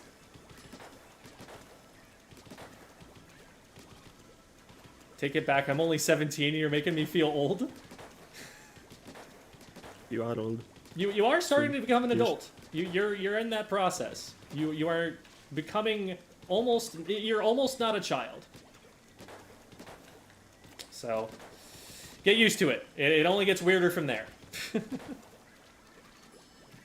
you ever considered making a guide on analyzing gameplay? So a lot of people ask me for this sort of thing, and the problem with that is that analysis is fundamentally based on game knowledge. Like, it's the most of the guide of particularly analyzing the game is just like knowing what to look for. It's knowing what actually wins games. It's having thought about it a lot.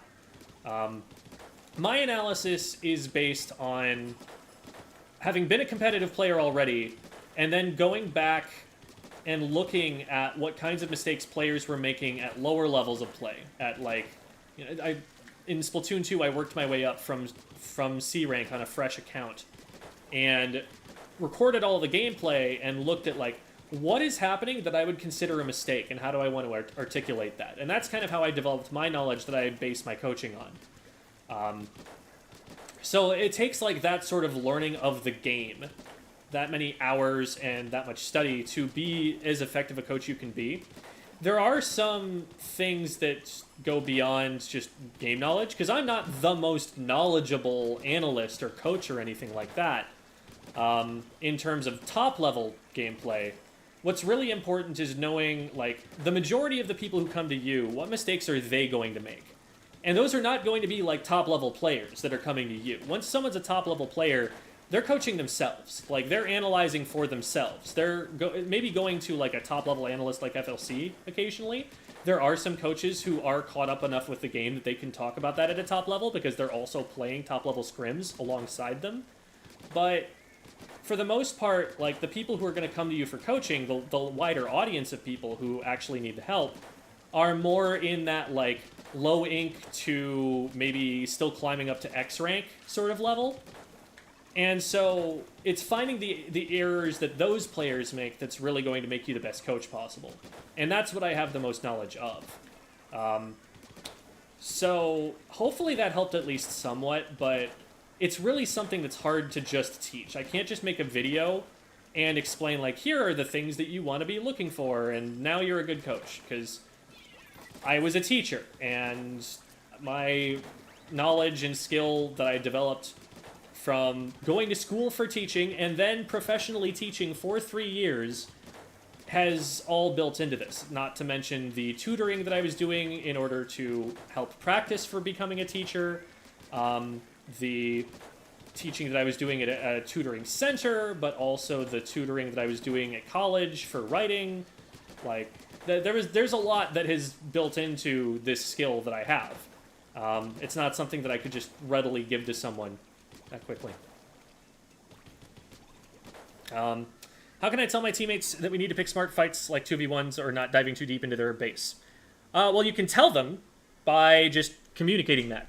Now, that's not an easy thing for them to do, and what they really need to be working on is their awareness of those situations. Like, usually when people aren't taking 2v1s, it's that they're, like, it's not that they don't know to take 2v1s. Like, that's pretty obvious. Like, oh, if I have 2 players and they have 1, we probably win, right? It's not like that's not obvious to someone once you ask them that way. But what's happening is they're going into a match and not recognizing where the 2v1s are going to come from. They're not deliberately trying to set them up. They're not waiting for their teammates to get in position before they fight.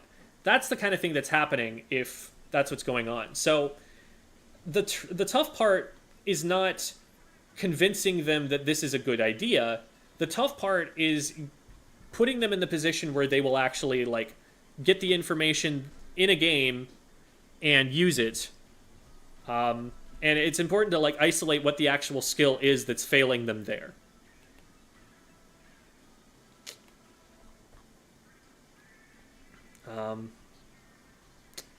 Pedagogy be like, exactly, right? Like, pedagogy is not a matter of... Pedagogy is the study of teaching, for those who don't know. Pedagogy is not a matter of knowing better than everybody else. That's what a professor does, okay? A professor's job is to actually be a leading mind, to be one of the, like, 5 people in the world who knows their tiny, tiny, tiny slice of information better than anybody else on Earth. That's what a professor's for. I, in my position in the Splatoon community, am not a professor. I am a teacher. A teacher's job is to know what the friggin' 9th graders are going to screw up on their quizzes. Okay? That's a very different skill set. And what the teacher really knows that's valuable has nothing to do with that content matter, because they learned that content matter a long time ago. It's not like they're an especial expert on that. Maybe they're a little bit more knowledgeable because they're up to date on it. They remember it. They had to construct curriculum around it, so they had to figure out ways to teach it. They're a little bit better than the average person at knowing their grammar or whatever. But, like, you compare them to a professional writer, let's say, and an English teacher is probably actually a little bit worse because they're not going to be able to practice quite as much. But what an English teacher is really good at is knowing what the 9th graders aren't going to know and communicating the information in a way that will get them from not knowing to knowing as fast as possible.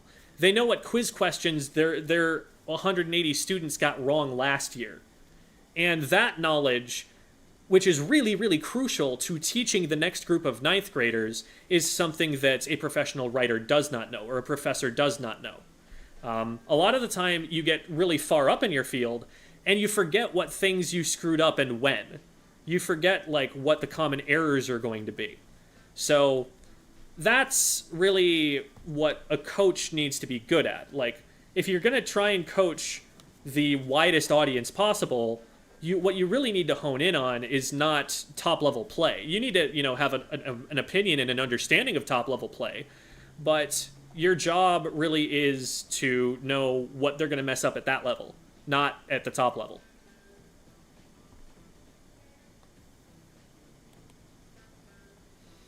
Having a really hard time with Splatoon right now. I had to drop Paintbrush because my hand can no longer keep up with it. Oh, I'm sorry to hear that. So I feel homeless without a new main.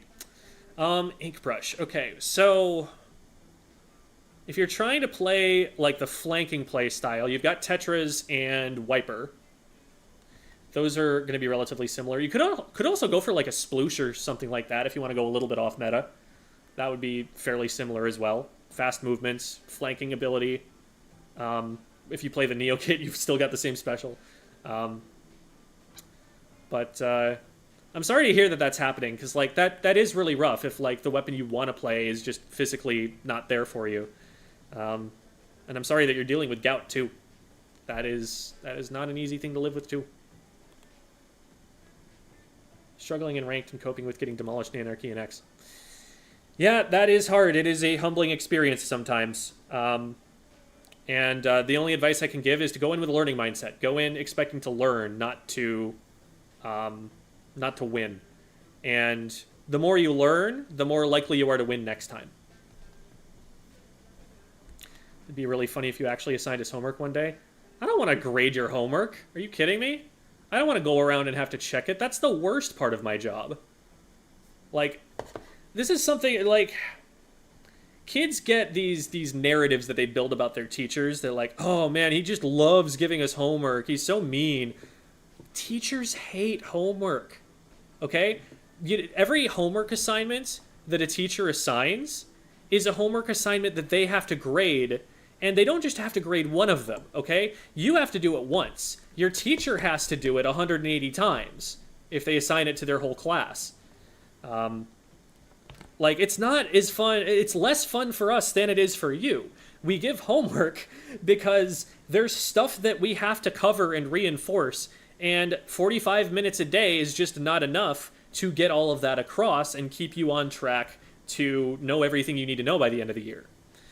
And there are definitely ways we can make it more efficient and be able to assign less homework, and there are definitely ways that students can make it more efficient by, making sure that they're behaving in class so that the teacher can actually get through everything they need to and not have to assign more homework to make up for it. But at the end of the day, like, nobody likes homework. It's just a necessary evil if we're going to move at the pace we're going to move.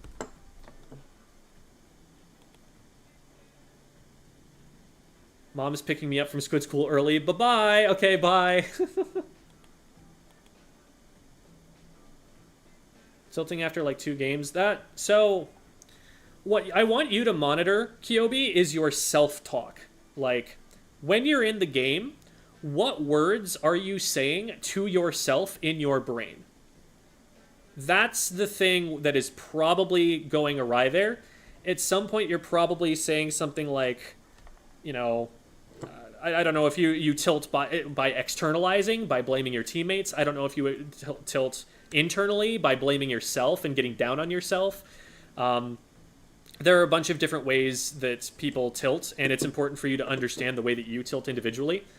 But look at what words you're saying, and like think about what is it that's triggering your tilt? What is it that is causing you to go on tilt? And what's the pattern you can establish?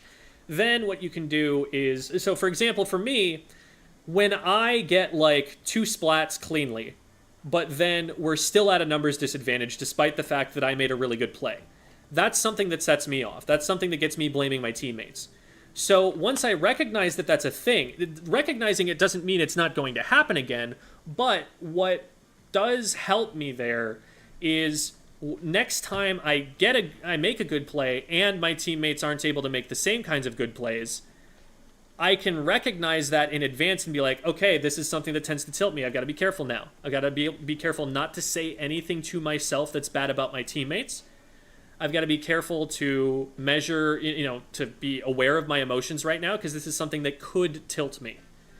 And having that prepped in advance as a game plan, like, I know to head this off at the pass, to stop it before it starts, to nip it in the bud, that's something that helps me play for a little bit longer without getting down on myself.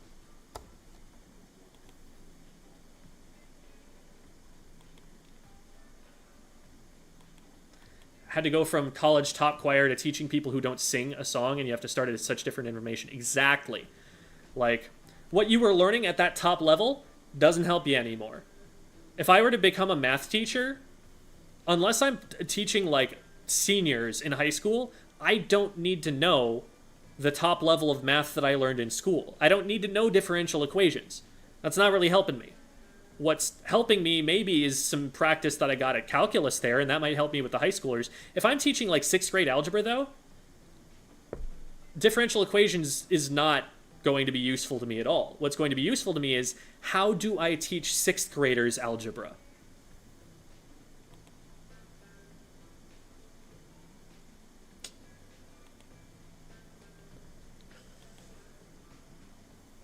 Yeah, if you like zooming around and ignoring the rules of ink, the next closest thing you're going to get is a sploosh. It is the fastest weapon in the game. If you've got problems with ink brush, with your wrist, one of my friends ended up swapping to the Splatlings Mini in particular. I know it's a little bit different from brush in terms of playstyle, but it is decently easy on your wrist, and you can still get a lot of success with it. Okay. So yeah, if you're optimizing just for what is a weapon that doesn't hurt me, then that might be a good idea. General tips for a very aggro Flingza player besides drop the weapon. Flingza can absolutely play aggro sometimes. It's just that you get so much value out of missiles that a lot of the time the risk-reward ratio is skewed toward playing around the missiles instead in some scenarios.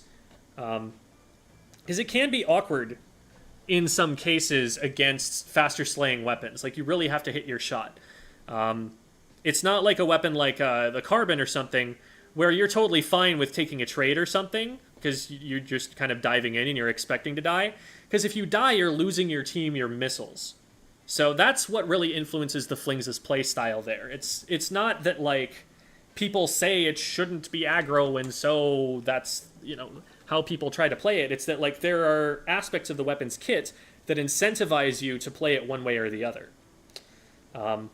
Yeah, and I kinda hate it for that. I need a fire flings, especially with a bomb. I'm like doing some sort of a hybrid build for that when I have comeback and special charge mains, so basically 2 special charge mains, and some special savers, so whenever I die I can just quickly get boom 1 ATP misses. I got them back in like 3 flicks. No homework, but what about assigned reading? I do have some, like, stuff in resources that are reading, like FLC's essay on weapon rolls. That's reading.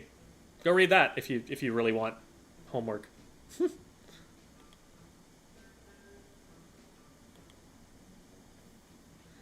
Okay, I can't figure out what's going on. No idea why you're getting demolished. So, 2 things that will help with that a lot. 1, focus really, really, really hard on numbers advantage. When you have numbers advantage, push. When you don't have numbers advantage, fall back. That general rule and playing more to that helps in like 95% of people's cases.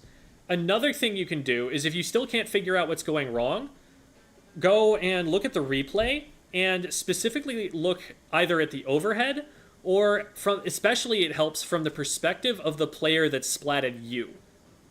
And look at yourself and try to, like, put yourself in the enemy player's shoes and think about, like, okay, if I were this player playing this weapon, how would I deal with me? What weaknesses of what I am doing would I exploit? And that can be a way that kind of helps you understand your positioning better.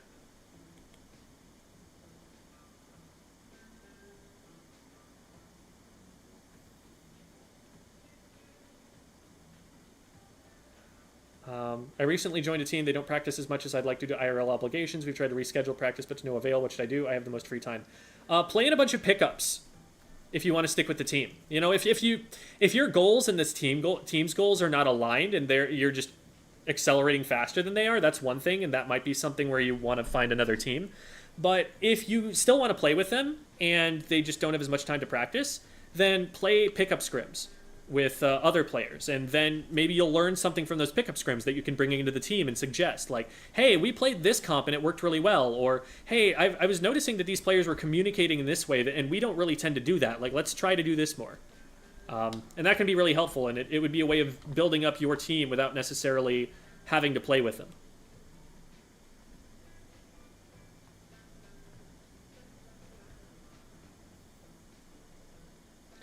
Hate blaming my teammates, so I'm always focused on what I could have done better. But so there is a healthy balance between deciding that was my fault or that was my teammate's fault.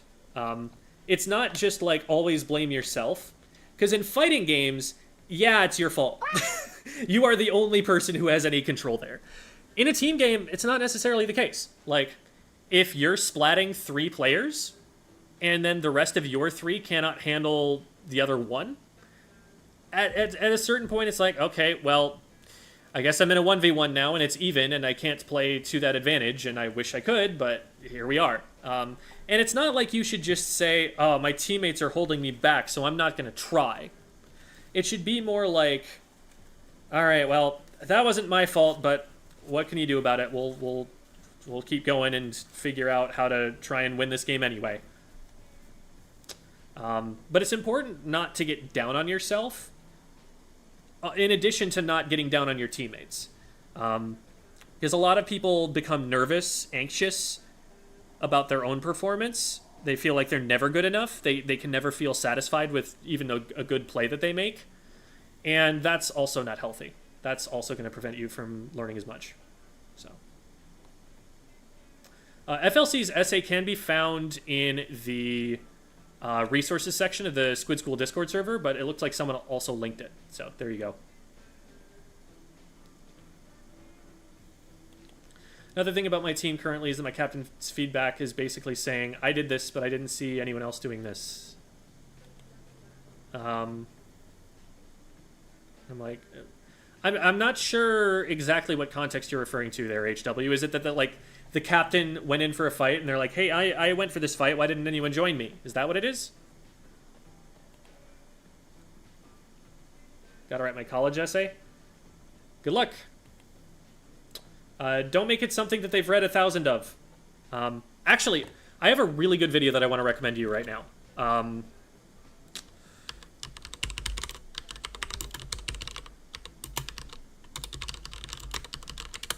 One second. I'm finding it.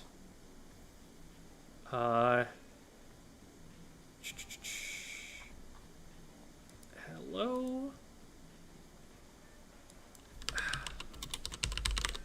I put in the name of the YouTuber who made this video when I typed in the search bar and it didn't come up.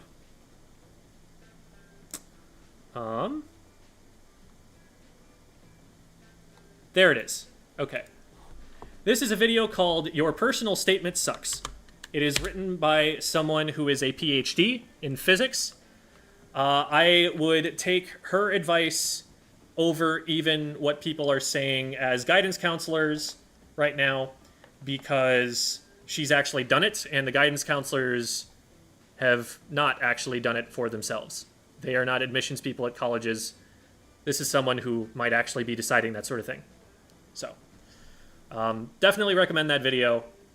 It kind of opened my eyes to the way those essays are going to be perceived.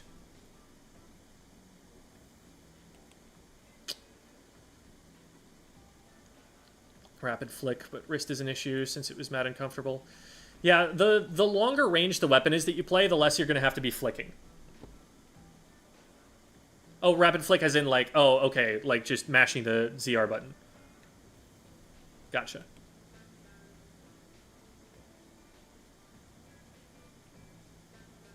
I'm sorry to hear that you weren't getting along with the folks in your country there. I don't know how to pronounce your name, and I'm sorry. I am illiterate in languages that do not use Romanized script, Romanized fonts, and even some of those, like some of the accents on the Nordic languages. I'm just like, I don't know how that's supposed to be pronounced. Give me something in Icelandic and I'm just dead in the water. Hi, Jules.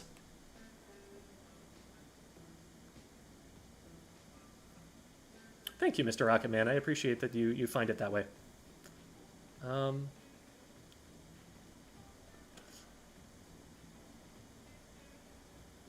As an English teacher, do you look at kids' college essays?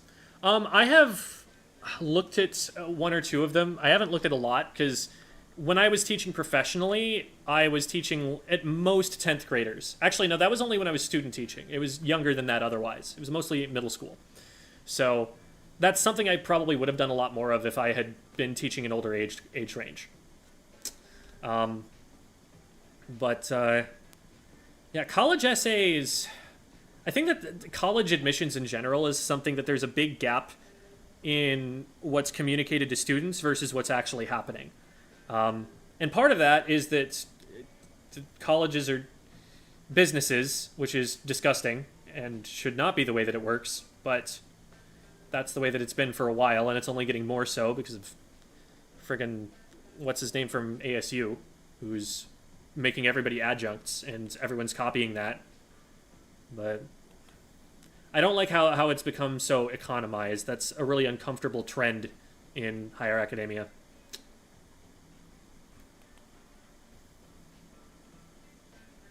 Basically saying stuff like you guys were feeding and gaslighting.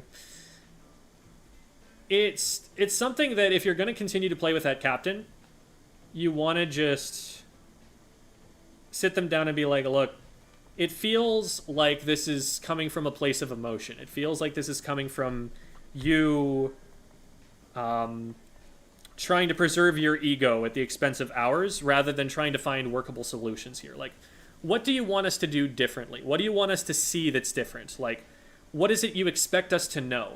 Because at some point we need to get to a point as a team where what we can do is repeatable.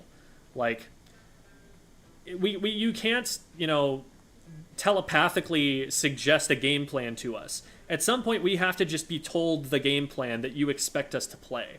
So what is that game plan? And get them to give you workable answers. Get them to give you feedback that is actionable. And if they can't do that, if they can't give you a piece of advice, then it's not worth them negging you about. You consider turbo buttons cheating. Okay, so turbo buttons are a controversial topic because people don't understand the concept of nuance. Turbo buttons are low-key semi-legal, and that's because sometimes they are a necessary accessibility feature for people with physical disabilities. There is a way to play this game of Splatoon, and I don't know exactly what it is, but there is a way to play with mouse and keyboard. Now, that's knowledge that's not very widely shared, and part of the reason for that is that we don't want some top player to pick up mouse and keyboard claiming falsely that they have a disability and using it to gain advantage, just basically to cheat. Because it's just kind of a faster control scheme for a lot of players. A lot of people are more used to that, and there's arguably more precision to it. But it's also really important to have it as an option in case someone gets injured, and that's a way that doesn't hurt them more. So you only want those kinds of features to be used by someone who is actually injured and not by someone who's just trying to cheese for advantage in the competitive game. And so they kind of go under the radar a little bit. And because we keep them under the radar like that, a lot of people get this idea that they're just straight up cheating. And they see someone using a turbo button, they're like, hey, they're cheating, not realizing that there's this accessibility issue underlying why someone might use those things. So, for example, there's some limits you can draw. You can make it so that rather than being task perfect squeezer mashing, that you only get the turbo button to mash at a reasonable human speed on the tap shots for the squeezer. And maybe that's a compromise that can be made. But that's something that we don't want to make turbo buttons so widespread that it's difficult to judge whether someone has a disability. Nobody wants to be the disability police, right? Nobody wants to demand a doctor's note at Splatoon tournaments when someone's found to be... That's just horrific for someone who actually has a disability to have to go through. Nobody wants that. And anybody who's going to try and cheat that way is leading us to a world where we have to do that, and that sucks. So it's a tricky position that we're in as a community with that.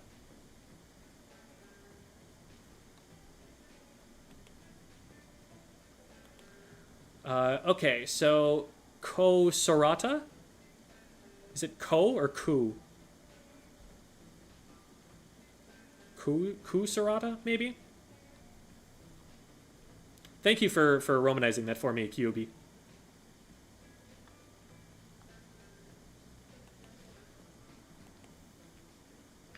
Do you also think the S-Blast is competitively viable? More viable than a lot of options. Chara has been straying away from it, but that's a top level. I think it can definitely work up to a pretty, at least mid-level, and you're still going to be fine. But weapon viability is always something that I recommend that people figure out by testing it with other alternatives and seeing if they're, as soon as they start doing better on the other alternatives, they just play those instead. And they go up until the point where it's holding them back. But you always keep experimenting a little bit and have some of those alternatives worked up to a certain high level so that you're able to switch off onto it if the meta changes or if you hit a ceiling where you're like, I think the weapon is actually what's stopping me from getting any further up. Taiwan, but is still good news in Splatoon community in my country. Met new Squid friends and we're going for a trip on the weekend. Nice! Glad you were able to meet some people.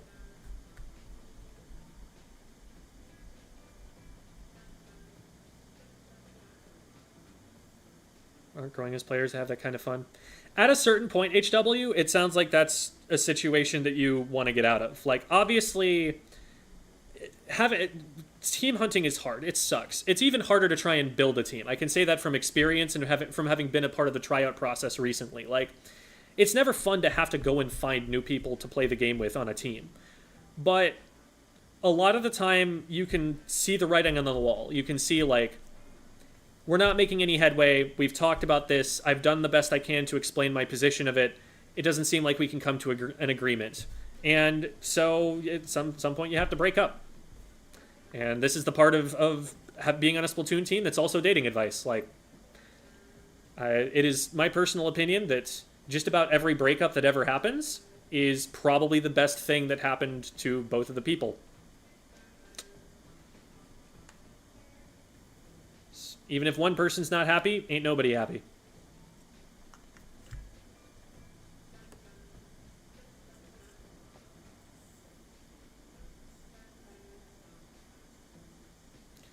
Maximum fire rate on Squeezer is completely achievable by mashing. The main downside is that it makes it harder to aim. Yeah. So, there's some people who kind of put in some compromise there. Jen, what happened to that video about how Japanese players see splat zones as like a line in the sand or something? I forgot what it was about. Oh, that wasn't a video that I made.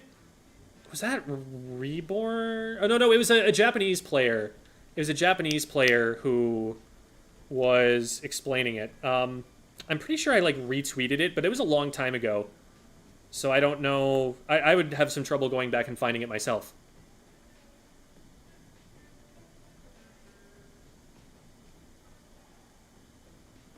The cause of a breakup is never a good thing, but the breaking up is totally the right thing. That's wise. that's often the way it goes. What's 9 plus 10? 19.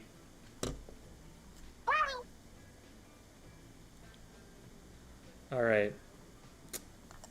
Well, I'm getting hungry, and I've also got a scrim that I'm going to be playing later on. So, thank you all, everybody, for watching.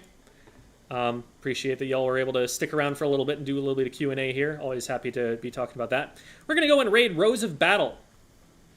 Rose of Battle is a streamer who's been around for a while, been a big part of the competitive community. If you're looking for more stuff that I do, here are the links to all of them. So you can find all sorts of places there. If you want a review like I gave today, then go and DM me on Discord, and you can find me in the Squid School Discord that you can find at those links. So, thanks everyone for watching, and let's go say hi to Rose of Battle. School's out!